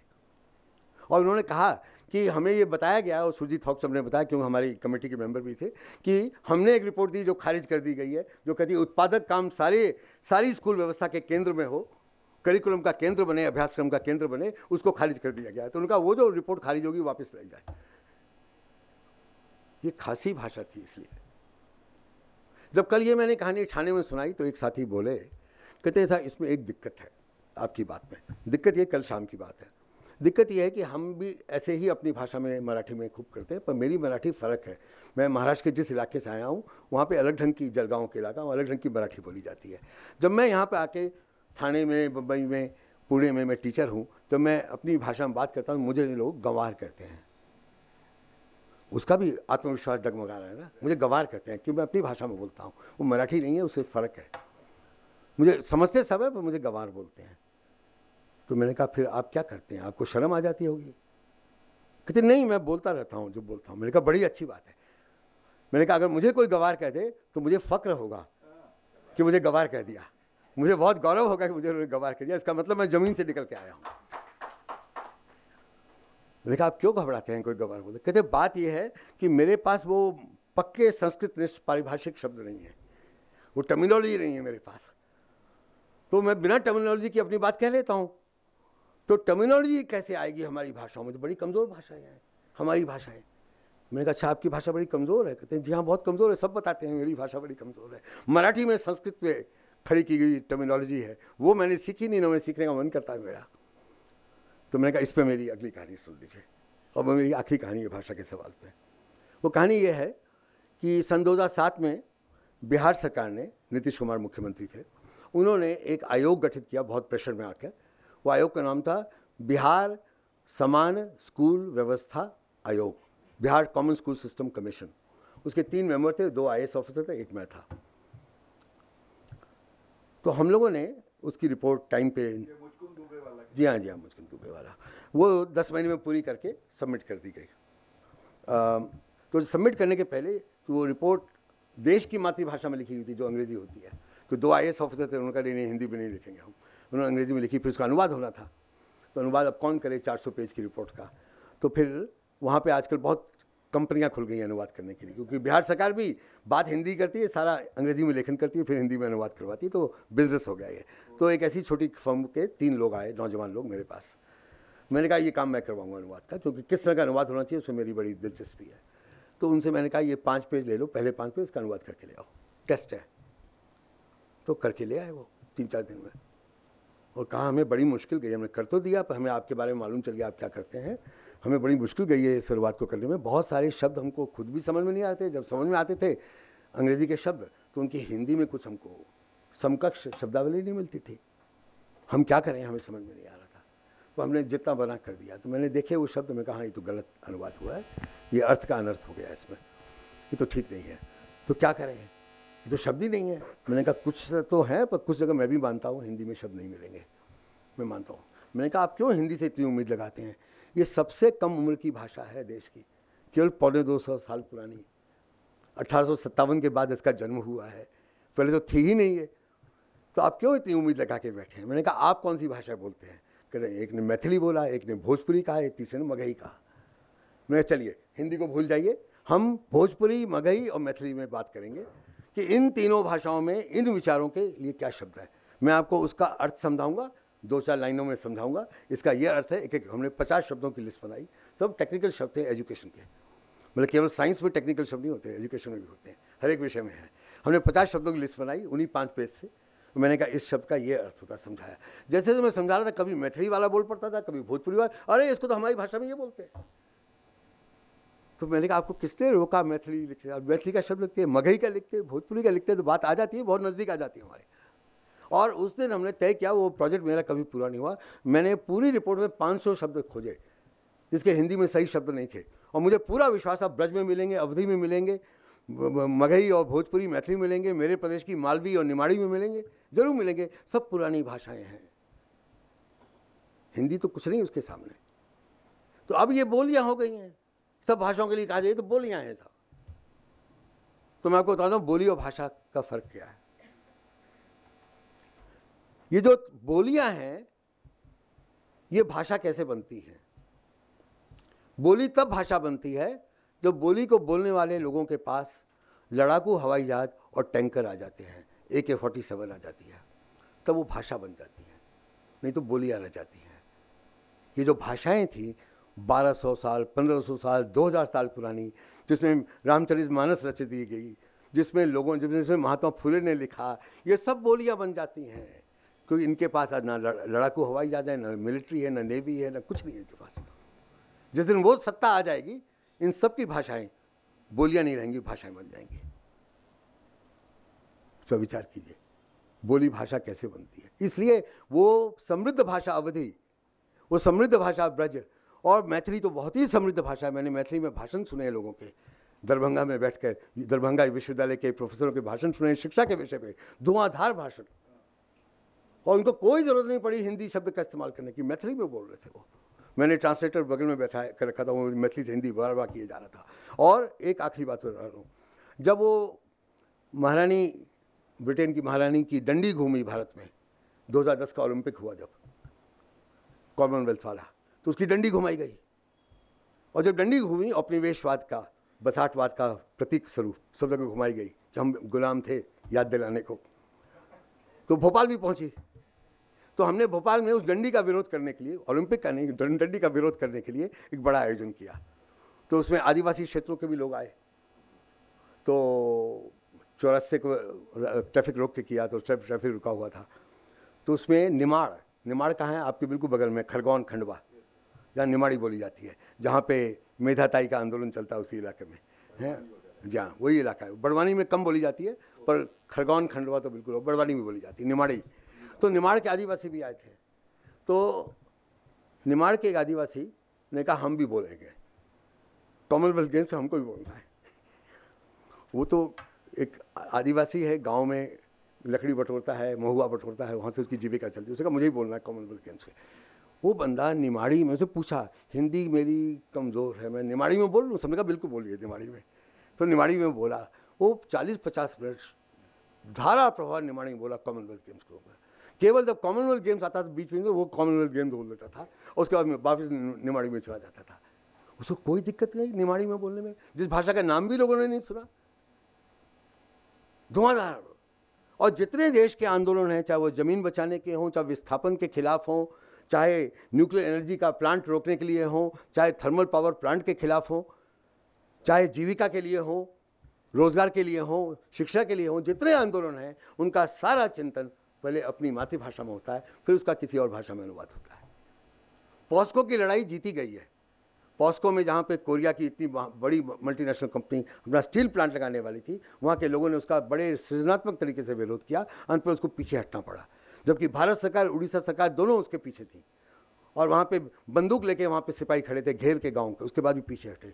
नियमगिरी में वेदांता एल्यूमिनियम जैसी पावरफुल कंपनी उसको हथियाना चाहती थी, नियमगिरी के पहाड़ को और सारे आदिवासियों को बाहर करना चाहती थी। आदिवासियों ने जबरदस्त लड़ाई लड़ी। मैं सवाल सबसे पूछता हूँ, आदिवासियों ने जिस लड़ाई को नियमगिरी में जीता, आम किसानों ने पॉस्को के वाले इलाके में जीता, क्या उन्होंने अंग्रेजी में जीता? इसको उन्होंने अपनी मातृभाषा में जीता, अपनी आदिवासी भाषा में जीता।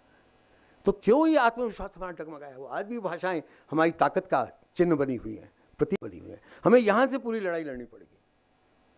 हमारी भाषाओं में जो गुण है, इसलिए हिंदी में मत अटकिए, अंग्रेजी में मत अटकिए, सारे देश की भाषाओं की ओर देखिए, ध्यान दीजिए, तो हम लड़ाई जीत जाएंगे। ये मेरे आपसे कहना है। अब मैं अब क्या कहूँ? मैं अंत में इतनी बात कहूँ ताकि आपकी बातचीत हो रही तो तब नहीं रहेगा। मैं एक बात कह दूँ, आज मैं शाम को इसको ज़्यादा स्थापित करूँगा।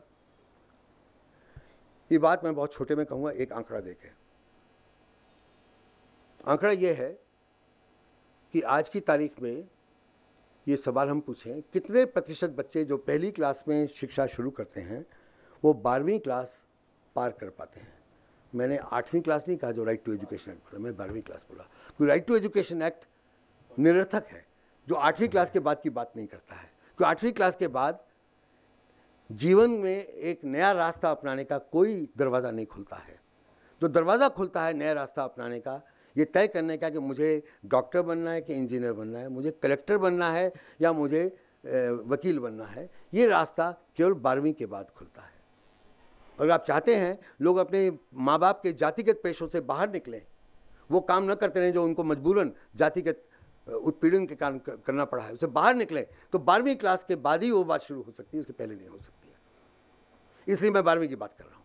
तो कितने प्रतिशत बच्चे जो पहली में शिक्षा शुरू करते हैं वो 12वीं पार करते हैं?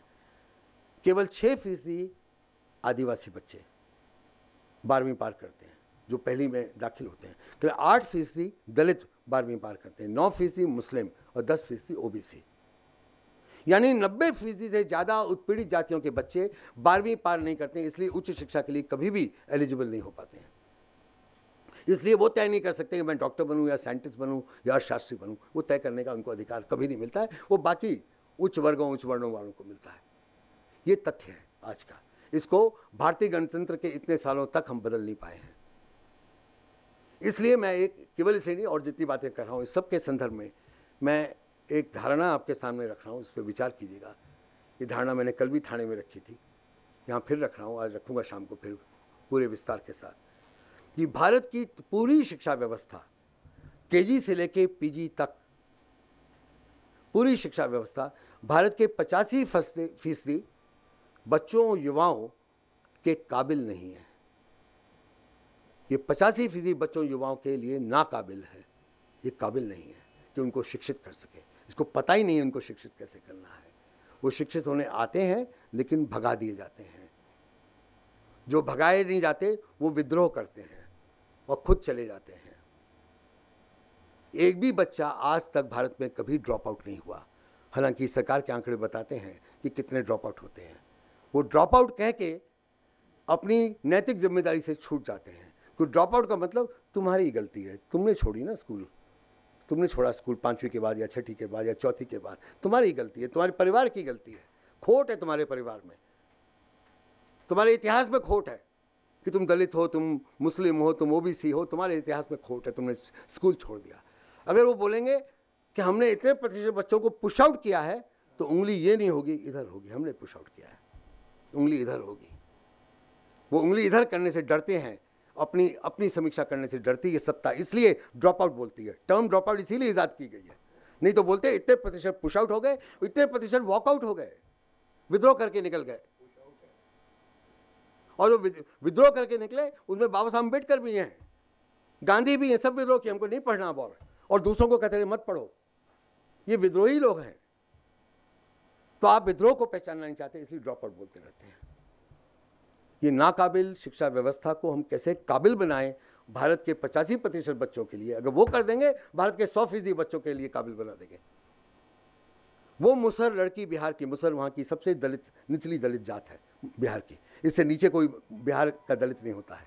मुसहर वो है जो चूहे मार के आज भी जिंदा रहते हैं, चूहे मारते हैं, खाते हैं, पकाते हैं।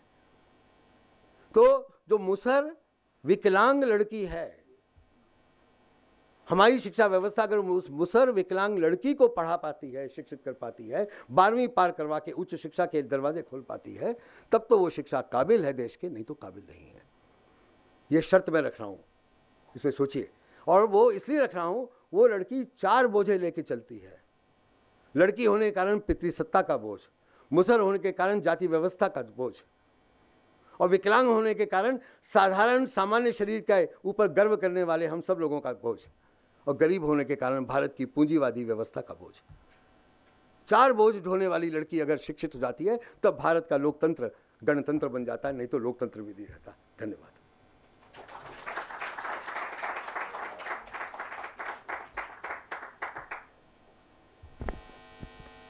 शिक्षा व्यवस्था में जो गैर बराबरी है,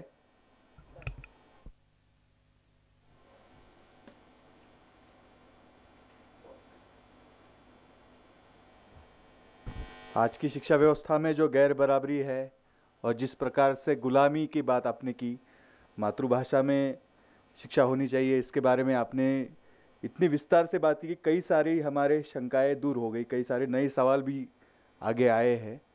और बहुत ही आपके कमिटमेंट को सलाम करना चाहिए कि जिस तरह से आप पूरे देश भर में घूम रहे हैं।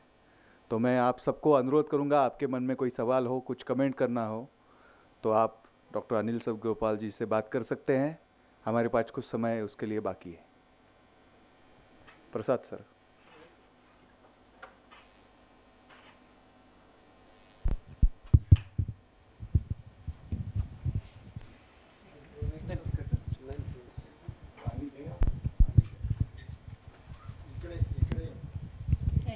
आपका नाम भी बताइए। हाँ, प्रसाद।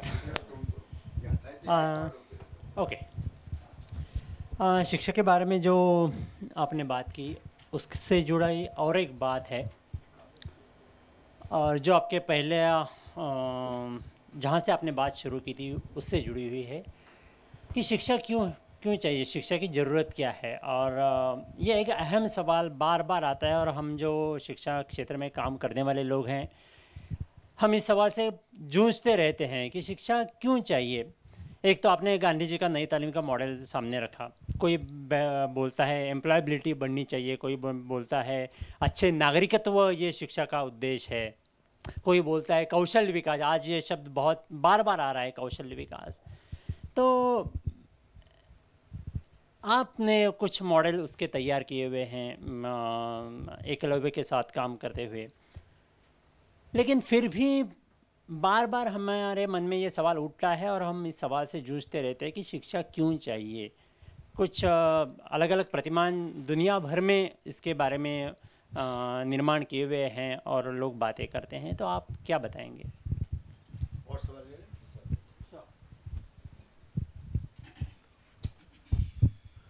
मेरा एक छोटा सवाल है कि अगर मतलब शिक्षा मातृभाषा में होना चाहिए, समझो मेरी अगर कोई भाषा है तो समझो मेरा नाम है आशुतोष है, हाँ ठीक है, ठीक है रंदा। मेरी अगर कोई भाषा है जो मातृभाषा समझो मराठी है, किसी की मातृभाषा अंग्रेज़ी है, तो अंग्रेज़ी वाला अंग्रेज़ी में पढ़ेगा, मैं मराठी में पढ़ूंगा, तो ऐसा हो सकता है कि कोई भाषा में भी कोई भेद हो सकता है। भेद मतलब कि मेरी भाषा ज़्यादा सशक्त हो, उसकी शायद कम सशक्त हो, मातृभाषा ही है लेकिन ऐसा कुछ हो सकता है कि उसका माध्यम जो है भाषा है, किसी का माध्यम ज़्यादा मजबूत है। हाँ। बहुत अच्छा सवाल। मेरा सवाल है कि आपने एजुकेशन, मेरा नाम किरण लाल संगी, तो मेरा सवाल है कि आपने एजुकेशन बच्चों से रिलेटेड बताया, तो पिछले 5 साल में मैंने 20,000 इंजीनियर्स जो है तो उनको सेमिनार दे के उनका कुछ सर्वे किया जो अपने बेसिस पे है, तो मैंने उसमें देखा कि लेस देन 1% जो इंजीनियर्स है, तो उन्होंने जो आपने अभी बताया नई तालीम का कि उन्होंने 5 मशीन्स भी नहीं खोले हैं, तो मैं ये सोच के दंग रह गया और मुझे इसका जवाब अभी नहीं है, means what will be solution. तो अभी आपने जो बताया, तो मेरा ये सवाल है कि उसको जोड़ के इसका कुछ सोल्यूशन हो सकता है क्या? क्योंकि अभी बच्चों की एजुकेशन सिस्टम कैसी हो वो एक अलग सवाल है, लेकिन अभी जो इंजीनियरिंग कंप्लीट कर चुके हैं या कर रहे हैं वहाँ पे कुछ बदला जा सकता है क्या जो एजुकेशन से रिलेटेड हो, कि जिसका एप्लीकेशन बेस्ड लेस देन 1% है? मेरा नाम रोहन गायकवाड़, मेरा नाम रोहन गायकवाड़। मेरा सवाल है कि मातृभाषा में शिक्षा तो होनी चाहिए, पर उसे लाया कैसे जाए? सिर्फ सरकारी आदेश से तो नहीं लाया जाएगा, लोगों का मन परिवर्तन करना पड़ेगा, वो कैसा किया जाए, उसका उपाय?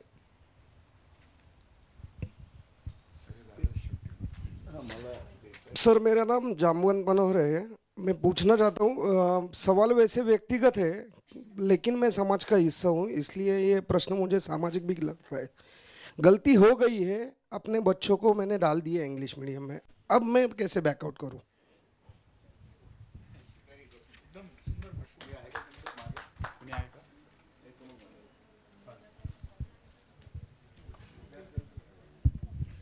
सर मेरा नाम लहू है। आपने जो बताया कि 85% लोगों के लिए एजुकेशन सिस्टम मतलब लायक नहीं है उनके लिए, तो इसके लिए अभी उसमें चेंज करने के अलावा मतलब कुछ पैरेलल सिस्टम क्रिएट कर सकते हैं क्या टेक्नोलॉजी के मतलब उसका यूज़ करके अभी? हाँ मतलब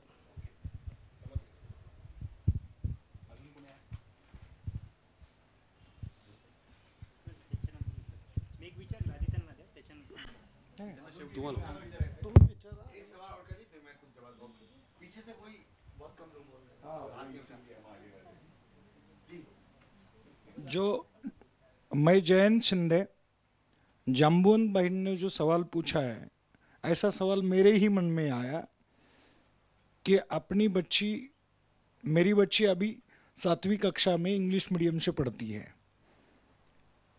परसों जब मैं उर्मिला सप्तर्षि मैडम से बात हुआ तब उन्होंने भी कहा कि कबीर उमा कुमार यानी डॉक्टर सप्तर्षि के पुत्र, उन्होंने मराठी माध्यम से सीखा है और बहुत बड़े सर्जन हैं। उनको मराठी माध्यम से सीखते हुए कोई दिक्कत नहीं आई।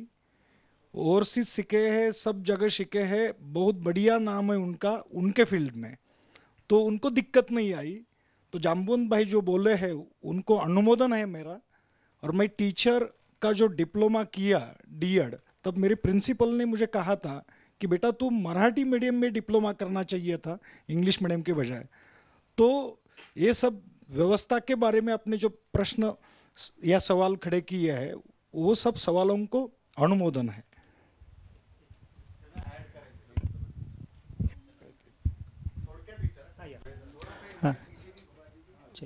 हाँ, सवाल मेरा है कि अभी एजुकेशन के बारे में जब मेरा नाम किरण लाल संगी, तो दूसरा मेरा सवाल पहले पूछा था कि जो अभी एक पैरेलल यूनिवर्सिटी चलती है, जैसे कि एजुकेशन क्लास में जो होता है और दूसरा मीडिया से जो होता है, जैसे कि छोटे बच्चे भी अब व्हाट्सएप, वो फेसबुक या टेलीविज़न देखते हैं, मूवीज़ देखते हैं, तो वो भी एक तरह का उनका एजुकेशन बन रहा है जो अनकॉन्शियस लेवल पे वो लर्न कर रहे हैं, and that is very effective medium then college या class. So what is solution for this?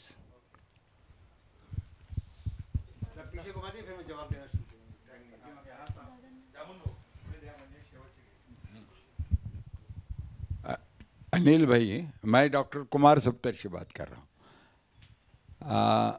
मैं तो इस नतीजे पे पहुँचा हूँ कि जो आंदोलन होते हैं वही बगैर दीवार के स्कूल होते हैं। और हाँ, मुझे दिक्कत आई थी कि जो हमारा थिंकिंग था मार्क्सवाद, समाजवाद, उसके लिए पैरेलल लफ्ज़ लोकल लैंग्वेज में, तो उसके लिए हम खोजते रहते थे और हमारा एक ग्रुप काम कर रहा था 74 में। तो जो समझने में मुश्किल है वो लफ्ज़ इस्तेमाल नहीं करना, तो हमारी भाषा इतनी पावरफुल बन गई तो हम लोग पॉलिटिकली इफेक्टिव बन गए। अगर लोक भाषा में आप इफेक्टिव संकल्पना दे सकते हैं तभी चेंज होता है। लेकिन दूसरा भी एक मेरा निष्कर्ष है, वो आंखें खोलने वाला है। मेरा दोस्त था यहाँ, एक सेक्रेटरी था आईएएस, दलित था, दैठन करके, तो उसके पोते थे वो रिटायर होने के बाद। तो मैंने कहा कि अपने हमारे गांव वाला कि तेरे पिताजी को पानी नहीं भरने देते वगैरह वगैरह। तो उन्होंने शिकायत की कि ये जो अंकल आते हैं वो कुछ ऐसी बातें बताते हैं कि जो हो ही नहीं सकती। हाँ, और कुछ ऐसे जो मराठी में थापा मारता था, ब्लफ्स।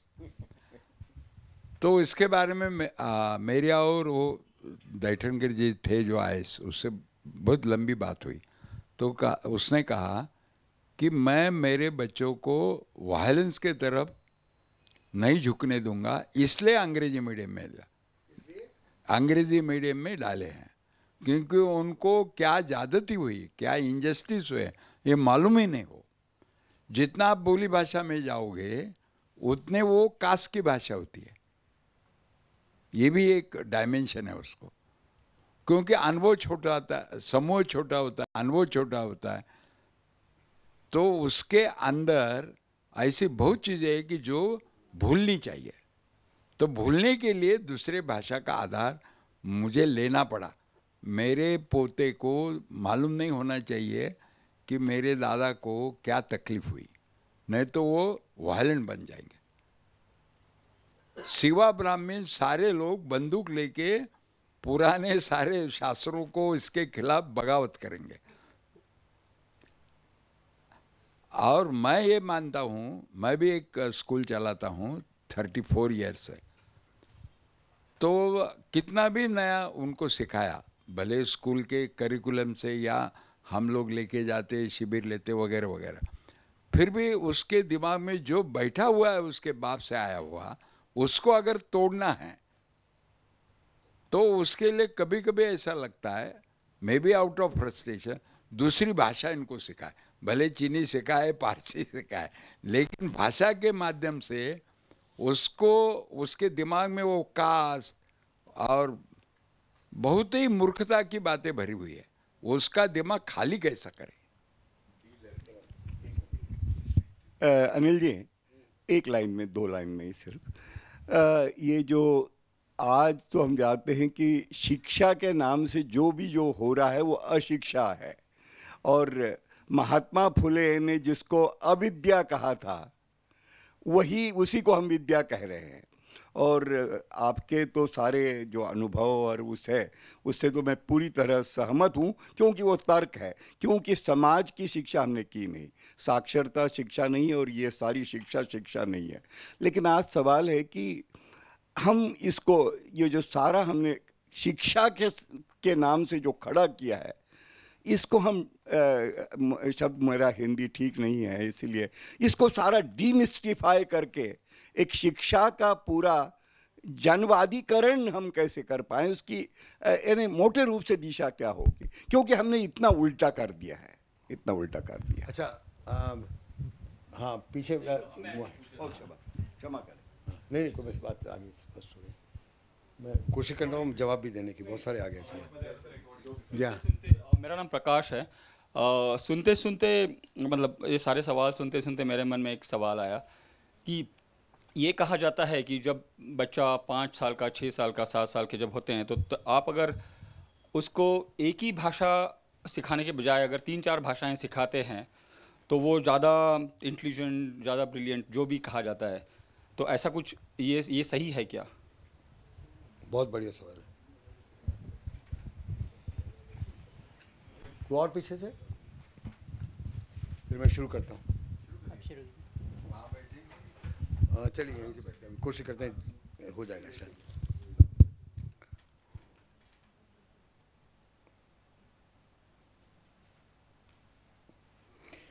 दो प्रश्नों को इकट्ठे देखें तो बेहतर होगा। जो पहला प्रश्न था कि शिक्षा का मकसद क्या है, उद्देश्य क्या है, और तरह तरह से लोग उसको आज बता रहे हैं कि शिक्षा का उद्देश्य स्किल डेवलपमेंट मिशन ज्वाइन करना है, कोई कहेगा make in India mission join करना है, या कोई कहेगा संस्कृति को मजबूत करना इसका है, पुरानी संस्कृति को वापस ले आना है, या नई संस्कृति को जन्म देना है, आदि आदि बहुत सारे। तो क्या है?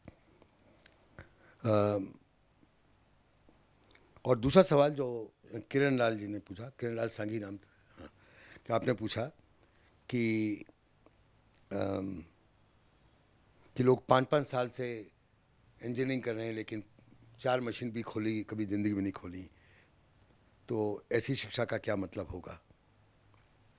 और एक और सवाल शायद आप ही ने पूछा कि जो पैरेलल शिक्षा चल रही है व्हाट्सएप की, वो भी शिक्षित कर रही है, तो उसके बारे में क्या करना है? मैं तीनों चीज़ों को जोड़ के जवाब देने की कोशिश करूँगा।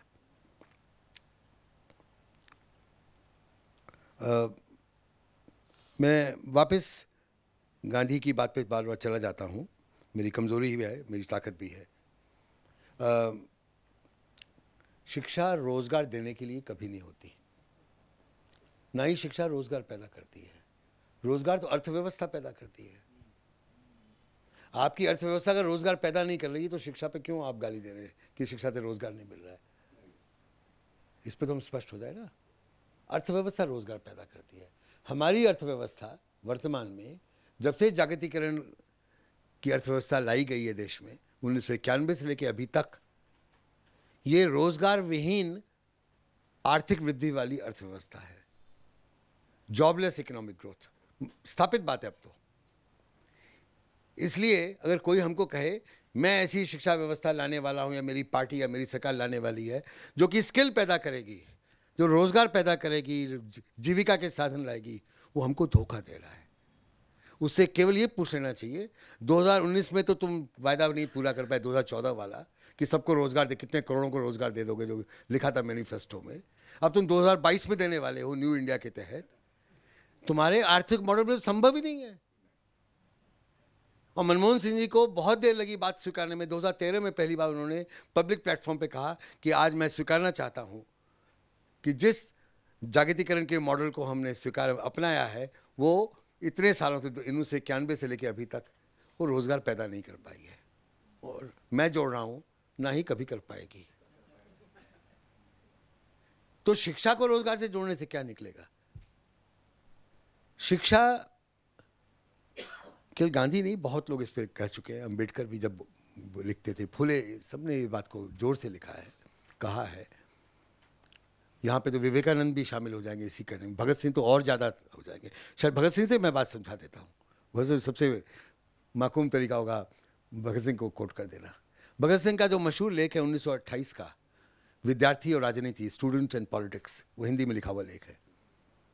उन्होंने पंजाबी में लिखना शुरू किया था जब हाई स्कूल स्टूडेंट थे, उसके बाद में हिंदी में लिखा। नहीं, हम कहाँ पढ़े, पैदा वहाँ पे हुए हैं लाहौर में, पर कहाँ उनकी उम्र तो बहुत होती है अभी। तो भगत सिंह ने विद्यार्थी और राजनीति के लेख में बहुत रोचक ढंग से सरल हिंदुस्तानी में लिखा कि जब वायसराय आते हैं लाहौर, तो स्कूल के अधिकारी और राज्य सरकार, पंजाब सरकार के सूबे के अधिकारी सब हमको वायसराय के जलसे में ले जाते हैं, उनका स्वागत करने के लिए तैयार कर देते हैं। और जब पंजाब के गवर्नर आते हैं तो भी यही हमसे करवाया जाता है।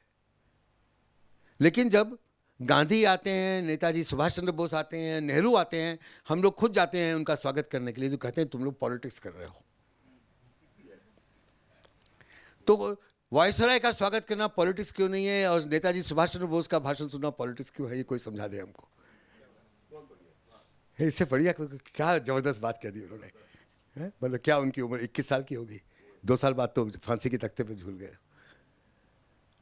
फिर वो कहते हैं कि हमारे माँ बाप भी कहते हैं, समाज भी कहता है, और हमारे स्कूल के कॉलेज के प्राचार्य भी कहते हैं, तुम लोग यहाँ पढ़ने आए हो, पॉलिटिक्स करने नहीं आए हो, पढ़ो तुम लोग। हम मानते हैं कि हमको खूब मेहनत से पढ़ना चाहिए, हम इसीलिए यहाँ पर आए हैं, लेकिन वो शिक्षा हमारे किस काम की जो हमको देश की हालात समझने के लिए तैयार नहीं करती है, देश के सामाजिक आर्थिक हालातों को समझने के लिए तैयार नहीं करी। वो शिक्षा हमारे किस काम की है? ऐसी शिक्षा तो केवल बाबू तैयार करने की है, वो शिक्षा निरर्थक है, फजूल है। तो ये जवाब मिल रहा है आपको, सोचिए इसको। और वो नेशनल कॉलेज की जो शिक्षा थी वो कुछ फर्क ढंग की थी कि वहाँ के ग्राउंड में बैठ के सुखदेव और राजगुरु और भगत सिंह मीटिंग कर पाते थे स्टूडेंट्स के रूप में। ये विद्यार्थी पॉलिटिक्स थी उस समय की, वो मीटिंग कर पाते थे और तय कर पाते थे कि हम पढ़ेंगे भी और लड़ेंगे भी। तो पढ़ेंगे, लड़ेंगे, लड़ेंगे, पढ़ेंगे, ये दोनों एक ही चीज़ है। ये पूरा विचार उस समय विद्यार्थी और राजनीति वाले लेख से निकला। आज सारे स्टूडेंट मूवमेंट में, भारत भर में पूरे स्टूडेंट मूवमेंट को आज वो आंदोलित कर रहा है, हम लड़ेंगे भी और पढ़ेंगे भी। और जो सबसे बढ़िया पढ़ता है वही सबसे अच्छी लड़ाई लड़ता है। इसीलिए जेएनयू से बहुत घबराई हुई सरकार है, क्योंकि सब बढ़िया पढ़ाई होती है वहां पे, जबरदस्त पढ़ाई होती है। इसलिए वहां के विद्यार्थियों से, वहां की पढ़ाई से, वहां के फैकल्टी से पूरी सरकार घबराई हुई है। इसलिए उनके शिक्षा मंत्री राजस्थान वाले ने कह दिया, हम ऐसी शिक्षा व्यवस्था खत्म करेंगे जो कन्हैया कुमार और रोहित वेमुला पैदा करती है। ये थी पढ़ाई, और यही पढ़ाई करते हुए भगत सिंह बन गए ना। तो ये हमें समझना होगा। तो इसलिए स्किल पैदा होगी, ये बात नहीं है। मैं स्किल पे अभी नहीं बोलूँगा, मेरा एक बहुत बढ़िया लेख है, बहुत जगह कोट हो रहा है, मैं आपको शाम के लिए उसमें कुछ कह दूंगा स्किल के ऊपर। अभी अपने को बचा रहा हूँ, समय बचा रहा हूँ। अब जो आपने कहा कि बहुत अच्छी बात कही किरण लाल जी ने कि व्हाट्सएप पैरेलल एजुकेशन है, मैं कहूँगा शायद अब व्हाट्सएप पैरेलल एजुकेशन नहीं है, स्कूल और कॉलेज पैरेलल एजुकेशन है। सारा डिजिटल एजुकेशन ही तो असली एजुकेशन है, बाकी सब पैरेलल हो चुका है और शायद फजूल हो चुका है, फजूल ही हो चुका है। वो इतना हावी है कि बेचारे बच्चों, युवाओं को कब टाइम मिलेगा स्कूल और कॉलेज की शिक्षा पाने का? टाइम ही नहीं अब तो। और उसका जो परिणाम है, एक छोटी सी कहानी, मेरी ज़िंदगी अनुभव है। कुछ साल पहले मैं एक फ़ोटोकॉपिंग की दुकान पे भोपाल में एक मोटी किताब लेके गया फ़ोटोकॉपिंग कराने के लिए, और वो सब मुझे जानते हैं, तो उनको मालूम था कि बीच में और कोई काम अलाउ नहीं करेंगे, जल्दी से फ़ोटोकॉपी करनी है इनकी। तो कर रहे थे, इतने में एक युवा पीछे पिट्ठू था, उसका बैकपैक था, वो लिए हुए भागते भागते आया, बिल्कुल हाफते हुए घुसा वहाँ दुकान पर, और कहा ये लो, ये मेरे 4 कागज़ जल्दी से कर दो। तो बेचारे फोटोकॉपी वाले मेरी शक्ल की करते, मैं हाँ कर दो भैया, बेचारे का स्टूडेंट है, कुछ करने आया है। जब वो हो रही थी फोटोकॉपी, में पूछा कि क्या है ये? Sir project. मैं कौन सा प्रोजेक्ट? उसका वो फ्रीडम स्ट्रगल का प्रोजेक्ट। मैंने कहा ये 4 कागज़ क्या है? उन्होंने कहा था कि फ्रीडम स्ट्रगल के 4 लोगों के बारे में कुछ लिख के लाओ। मैंने कहा अरे बहुत इंटरेस्टिंग है, किस में तुमने लिखा?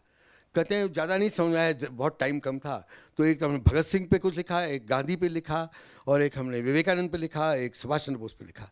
मैंने कहा बहुत बढ़िया, क्या लिखा गांधी पे? कहता मुझे मालूम क्या, वो तो गूगल से डाउनलोड किया ना, अभी टाइम कहाँ था हमारे पास, साहब इतने प्रोजेक्ट देते हैं, टाइम ही नहीं हमारे पास, हमने डाउनलोड किया, दे रहे हैं, अब बाद में देखते रहेंगे जब टाइम मिलेगा। मैंने कहा तुमने सॉल्ट मार्च के बारे में तो जरूर लिखा होगा ना, कि सब इंग्लिश में था सामने, सब सॉल्ट मार्च के बारे में जरूर लिखा होगा। कहते क्या होता है सॉल्ट, हमको नहीं मालूम, नमक का मार्च, ये क्या मतलब, हमको नहीं मालूम। तो मैंने कहा ठीक है, हम सबके, तब तक उस बेचारी की फोटो कॉपी होगी, प्रोजेक्ट लेके चला गया। आपने तो पैरेलल सिस्टम को भी असली सिस्टम बना दिया ना, बाकी सब तो मजाक हो गया है। तो इस पे विचार करें, अभी और नहीं, मतलब अभी और बहुत कुछ कहना है इसके ऊपर। लड़ाई डिजिटल भारत जो बनाया जा रहा है, इसको हमने नहीं रोका तो डिजिटल रह जाएगा, भारत छूट जाएगा। मैं वायदा करता हूँ यही होगा, और मैं तो उसको देखने के लिए जिंदा नहीं रहूँगा। आप जो युवा बैठे हैं यहाँ पे, आप लोग देखेंगे उस भारत विदाउट, जिसमें डिजिटल है, भारत नहीं है, और इसीलिए लाया जा रहा है। इंसानियत खत्म हो जाएगी, डिजिटल आ जाएगा।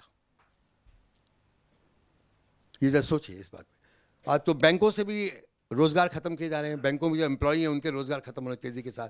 पहले हम पासबुक अपडेट करने जाते थे तो काउंटर पर बैठे हुए महिला या पुरुष से बातचीत होती थी, दोस्ती भी हो जाती थी। अब वो कहते हैं मशीन से दोस्ती करो, मशीन आपकी पासबुक अपडेट कर देगी, है, और सारा पैसा ऐसा तो आपको बैंक में आने की जरूरत नहीं है, सब घर बैठे सब कुछ हो जाता है। और बुजुर्ग लोग नहीं जानते, तो युवा लोग जानते हैं कैसे करना है, उसके विज्ञापन आते रहते हैं, बुजुर्ग लोग कितने बेवकूफ़ हैं। तो ऐसे ही मैं गया हुआ था बैंक, स्टेट बैंक के काउंटर पे अपना पैसा वैसा निकालने के लिए, तो एक बुजुर्ग आदमी मेरी उम्र के थे, वो आए और वहाँ पे छोटी सी मशीन रखी रहती है आजकल, उसके थ्रू वो करने लगे, तो मशीन अटक गई क्योंकि वेबसाइट काम नहीं कर रही थी। तो मशीन करते इतनी देर में मेरा पैसा कैश होके आ गया। तो उनको बोला काउंटर बैठे आदमी ने, सर आप ऐसा कीजिए, रुक जाइए, जब मशीन काम करेगी तो आपको पैसा दे दूंगा मैं। तो वे बड़ी परेशान, मैंने कहा देखिए आप तो मेरी उम्र के हैं, हम एक ही पीढ़ी के लोग हैं, मैंने तो अपना पैसा निकाल लिया मैनुअल तरीके से, और आपका पैसा अटक गया, मशीन के जरिए आप जा रहे हैं। कहते मैं तो क्या करूं, अभी सीखा है मैंने, नया नया सीखा है, कोई गलती कर दी। मैं कहा देखो ये जो बैठे सामने हैं इनसे कौन बात करेगा अगर मशीन के जरिए सब पैसा निकालते रहेंगे, ये किसी से मिल भी नहीं पाएंगे। मैं आता हूं तो चार बात पूछते हैं, मेरे से पूछते हैं कि आपने कौन सा डेमोन्स्ट्रेशन किया, कौन सी रैली निकाली, मैं जवाब देता हूं, करते करते वो मेरा पैसा भी दे देते हैं। आप इनसे बात नहीं करना चाहते? कहते नहीं मेरी भी दोस्ती है इनके साथ। मैंने कहा दोस्ती तो बीच में मशीन काहे को ला रहे हो भाई, ये मशीन को निकाल दो, दोस्ती बनी रहेगी। अब तय करो दोस्ती चाहिए या मशीन चाहिए। हम यहाँ पहुँच चुके हैं और गंभीर सवाल है। और केवल ये नहीं, डिजिटल इंडिया बनाते बनाते भारत की सॉवरेंटी, संप्रभुता कैसे बिक चुकी है, बिकेगी नहीं, बिक चुकी है। इस पर बहुत अच्छे लेख आ गए हैं, डेटा आ गया है, बहुत लोग विद्वान लोग इस पर लिख रहे हैं, पढ़िए, सब अवेलेबल है अब तो, कि कैसे डिजिटल इंडिया बनाते बनाते भारत बिक गया। सॉवरेंटी की बात कर रहा हूँ, ये वाली इंसानियत बिकने की बात नहीं कर रहा हूँ, इंसानियत तो खत्म ही हो रही है, लेकिन भारत ही भी बिक रहा है साथ में। और क्या होगा भारत में क्या नहीं होगा इसका निर्णय कहीं और हो रहा है। वॉशिंगटन डीसी की 23वीं स्ट्रीट पे या 35वीं स्ट्रीट पे किए जा रहे हैं फैसले, जहाँ हेडक्वार्टर है IMF और वर्ल्ड बैंक और WTO के, वहाँ पे फैसले हो रहे हैं, यहाँ नहीं हो रहे। हमको भ्रम है कि पार्लियामेंट फैसले कर रही है, जहाँ पे मेजोरिटी है उनकी, वहाँ नहीं हो रहे फैसले। इतनी मेजोरिटी नहीं होती तब भी वही वाले फैसले होने वाले थे, मुश्किल होते पर होते वही। तो जब आप अपनी संप्रभुता खोने को तैयार हो गए डिजिटल करते करते, तो सोचिए हम कहाँ जा रहे हैं, जाना चाहते हैं कि नहीं जाना चाहते हैं, ये सवाल है। कुछ आप करें, विषय नहीं, मैं आगे बढ़ता हूँ। सब सवालों के जवाब नहीं दे पाऊंगा, पर मुझे डॉक्टर सप्तर्षि वाला सवाल बहुत महत्वपूर्ण लग रहा था, और उसका कुछ जवाब मुझे, ये आखिरी सवाल प्रकाश बैठे वो खड़े, प्रकाश ने कुछ पूछा मुझसे, उससे मुझे एकदम समझ में आया क्या संभव जवाब हो सकता है। अब जरूरी नहीं कि मेरी बात ठीक हो, पर मैं भी सोच रहा हूँ इसके बारे में। ये बात मैं समझता हूँ, अप्रिशिएट करता हूँ, खासकर अम्बेडकर को पढ़ के जल्दी समझ में आती है कि आप अगर मराठी में ही शिक्षण करते जाएंगे या हिंदी में करते जाएंगे या तमिल और तेलुगु में करते जाएंगे, तो उस भाषा के अंदर जो ब्राह्मणवादी आग्रह है या दुराग्रह है, और सांस्कृतिक इतिहास में जो दुराग्रह रहे हैं और अंधश्रद्धा के दुराग्रह उसमें भाषा में है, वो सब आप लेकर आगे जाएंगे और आप अंग्रेजी के जरिए उससे मुक्ति पा सकते हैं। पर इसमें एक बात मान के चलने की अंग्रेजी में दुराग्रह नहीं है। क्या अंग्रेजी में साम्राज्यवाद का दुराग्रह नहीं है? साम्राज्यवाद तो अंग्रेजी और जर्मन और फ्रेंच में पैदा हुआ ना, वो तो हिंदी में या मराठी में नहीं पैदा हुआ। और नस्लवाद, रेसिज्म, वो भी अंग्रेजी की देन है और फ्रेंच और जर्मन की देन है, जिन्होंने दूसरी नस्लों के गुलामों को इंपोर्ट किया अपने यहाँ अपनी अर्थव्यवस्था को चलाने के लिए। मुझे लगता है शायद भारत की किसी भाषा वालों ने कभी किसी गुलामों को इंपोर्ट नहीं किया अपनी अर्थव्यवस्था चलाने के लिए। तो गुलामों का इस्तेमाल करना उसी भाषा में है ना। तो इस तरह के दुराग्रह, कुरीतियाँ, अंधश्रद्धाएं, भूत प्रेत की कहानियां जितनी जोरदार तरीके से अंग्रेजी में मिल जाएंगी आपको अभी हिंदी और मराठी में नहीं मिलने वाली भूत प्रेत की कहानियां। तो मैं एक लेवल पे इसकी पेडागोजी को मानता भी हूं कि उस भाषा का इस्तेमाल करके अब अपनी भाषा में जो सारी गड़बड़ है उसको चैलेंज कर सकते हैं। मैं कुछ हद तक मानने को तैयार हूं, लेकिन ये संपूर्ण सत्य नहीं है। वो भाषाएं भी ग्रसित हैं इसी तरह की बातों से। और इसलिए जो प्रकाश ने सवाल पूछा वो बहुत मौजूद सवाल है। मेरी गलती है कि मैंने खुद उसका जिक्र नहीं किया। हम जब मातृभाषा की बात करते हैं तो मैंने जो बात की वो अधूरी बात थी, अर्ध सत्य था। मैं उसको वापस ले रहा हूँ, शाम को ऐसी बात नहीं कहूँगा। थैंक यू प्रकाश। बात मातृभाषा की नहीं है, बात बहुभाषीता की है। भारत की कोई भाषा नहीं है जो बहुभाषीय नहीं होती है। हर जिसको आप मातृभाषा मानते हैं वो मातृभाषा कई और भाषाओं के इलाके में पनपती है, उन भाषाओं को भी शामिल करती है, उनके शब्दों को, उनके विचारों को शामिल करके बनती है। और इसको मान ले तो बड़ा काम आसान हो जाता है। इसलिए आग्रह या दुराग्रह मातृभाषा का नहीं होगा। हमारी पूरी शिक्षण शास्त्र की बुनियाद बनेगी, बहुभाषिता बनेगी। बहुभाषिता में सब भाषाओं के प्रति सम्मान निहित है, सब भाषाओं से सीखना निहित है।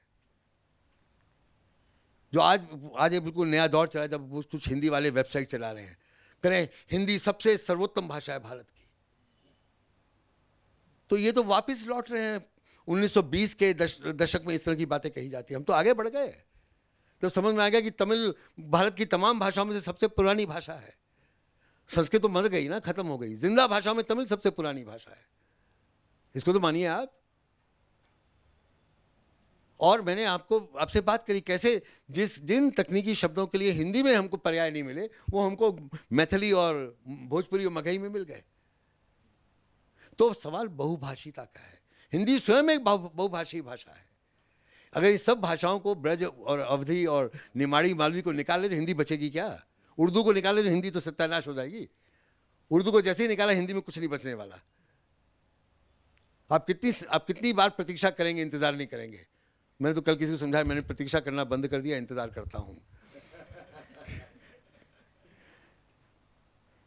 हम बहुभाषी राष्ट्र हैं, बहुभाषी देश, बहुभाषी समाज के लोग हैं। हम ये मान लेंगे तो हमारी पढ़ाई लिखाई सरल और बड़ी अच्छी हो जाएगी। तब ये नहीं कहेंगे तुमने संस्कृत वाली बात क्यों नहीं बोली। अभी और नहीं है, कहानियों का आकर्षण रहता है, वो छोड़ रहा हूं मैं इसको।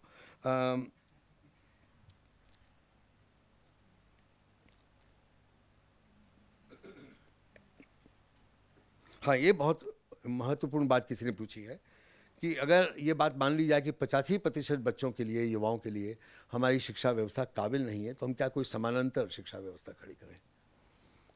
इसका जवाब दोनों है, हाँ भी और ना भी। हाँ इसलिए कि हर आंदोलन और संघर्ष का कोई वैकल्पिक दृष्टिकोण होता है। बिना वैकल्पिक दृष्टिकोण के वो संघर्ष दिशाहीन होता है। अभी और समझा नहीं रहा हूं, पर कह रहा हूं इस बात को, सोच लीजिए, समझ लीजिए। जिस आंदोलन और संघर्ष के पास दिशा नहीं है, अपना विकल्प नहीं है, अपनी दृष्टि नहीं है, वो बहुत दूर तक नहीं जाएगा। और इस पर अगर समझना है तो शहीद शंकर गुहा नोगी के ऊपर 5 किताबें बाहर रखी हैं। उसमें 3 नंबर की किताब है, याददाश्त से बोलो, नीले रंग की किताब है, वो संघर्ष और निर्माण के ऊपर है। शंकर गुहा नोगी मार्क्सवादी थे, वह गांधी से बहुत सीखा उन्होंने और गांधी के संघर्ष निर्माण को बहुत आगे बढ़ा दिया। उस पर वो किताब है, छोटी सी किताब है, वो पढ़ेंगे तो मेरी और बात का खुलासा हो जाएगा, मिल जाएगी आपको बाहर। तो आंदोलन की अपनी दिशा होती है और कई बारी, जैसे न्योगी ने भी इस बात को कहा, उस दिशा को वास्तव में आत्मसात करने के लिए आंदोलन को जरूरत पड़ती है उस दिशा के ऊपर, उस वैकल्पिक विकल्प या पर्याय के ऊपर विश्वास प्राप्त करने के लिए, भरोसा पैदा करने के लिए आम जनता में, उसको करके दिखा दें। इसलिए उस पर्याय वाली दृष्टि को जमीन पे उतारकर आंदोलन के हिस्से के रूप में बहुत जरूरी है। उस मायने में आपका पूछना क्या समानांतर, मैं कहूँ अगर इसको समानांतर मानते हैं कि हमने उस विकल्प की लड़ाई के लिए हम एक मॉडल प्रतिमान पैदा कर रहे हैं, कीजिए। लेकिन अगर आप वहां रुक गए तो जो बयार है, इतने तूफान जैसी बयार है उच्च फॉर्मल शिक्षा की, वो आपके प्रतिमान को टिकने नहीं देगी।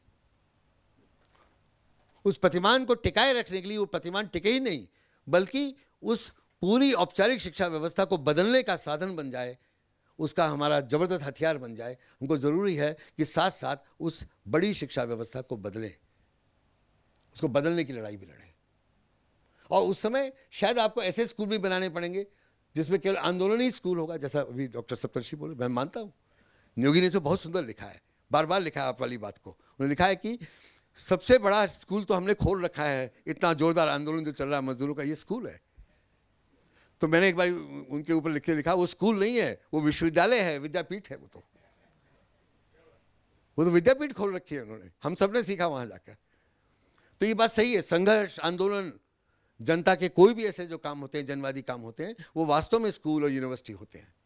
पर वहां रुक नहीं सकते, क्योंकि इतनी बड़ी जो औपचारिक शिक्षा व्यवस्था, इसको आपने छोड़ दिया, ये तो आपके सब प्रतिमानों को ढा नहीं देगी, जिंदा नहीं रहने देगी। इसलिए गांधी जी के सामने भी ये सवाल था। उन्होंने कभी नहीं कहा कि हम केवल चंद एक स्कूल नई तालीम के खोलेंगे, कभी नहीं कहा। उन्होंने 1937 के भाषण के बाद 1938 में जब इंडियन नेशनल कांग्रेस का सेशन हुआ बारडोली में, जिसको हरिपुरा कांग्रेस के नाम से जाना जाता है, तो बारडोली वाले उस सेशन में उन्होंने इस बात को रखा कि आज़ादी के बाद भारत की शिक्षा व्यवस्था कैसी होगी।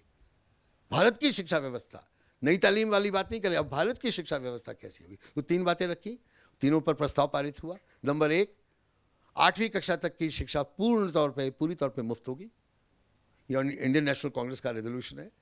दूसरा, पूरी शिक्षा व्यवस्था मातृभाषा पे आधारित होगी। और तीसरा, नई तालीम का जो मॉडल पेश किया गया है, उस नई तालीम की मॉडल की ओर भारत की शिक्षा व्यवस्था को, चंदे के मॉडल स्कूल नहीं, भारत की शिक्षा व्यवस्था उधर जाएगी,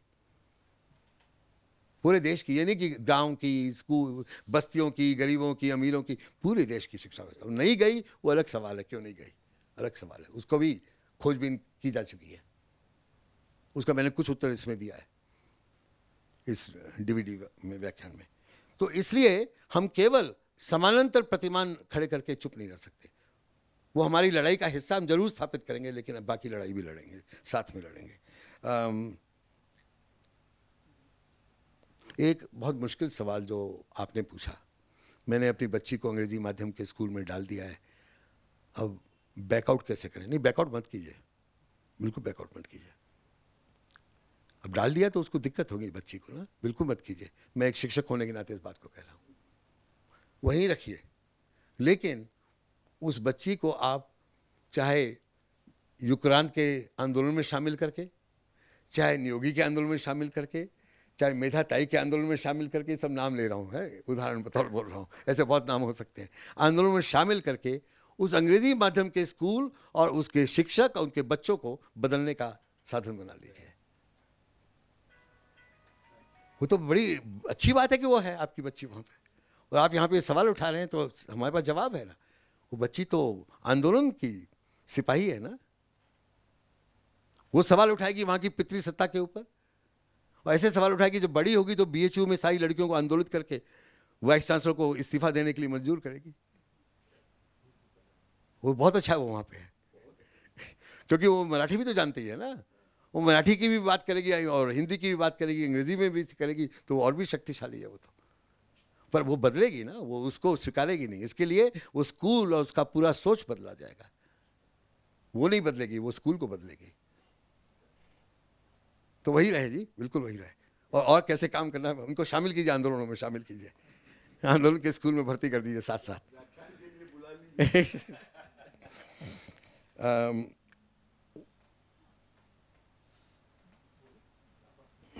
बस मैं अब ख़त्म कर रहा हूँ। एक मुझे सवाल याद आ रहा था, वो बड़ा महत्वपूर्ण था। ये अपने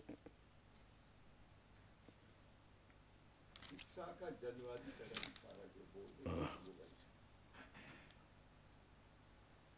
ये जो सवाल उठाया है कि शिक्षा अशिक्षा बन गई है, हम किस तरीके से इसको डीमिस्टिफाई करें, इसका जो वर्चस्व हमारे दिमाग पे स्थापित हो गया है, हमको एक ही तरीके से सोचने में मजबूर करता है और अक्सर बेबस बना देता है, लाचार बना देता है।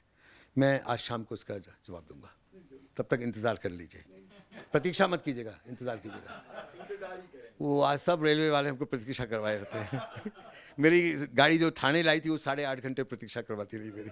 मैं सुनता रहा, आपको प्रतीक्षा करवाने के लिए खेद है। मैंने कहा बोल दो, इंतज़ार करवाने के लिए अफसोस हो रहा है मुझे, क्या कि प्रतीक्षा करवाने के लिए खेद है, कोई नहीं समझता वहाँ पे। चलिए खत्म करें।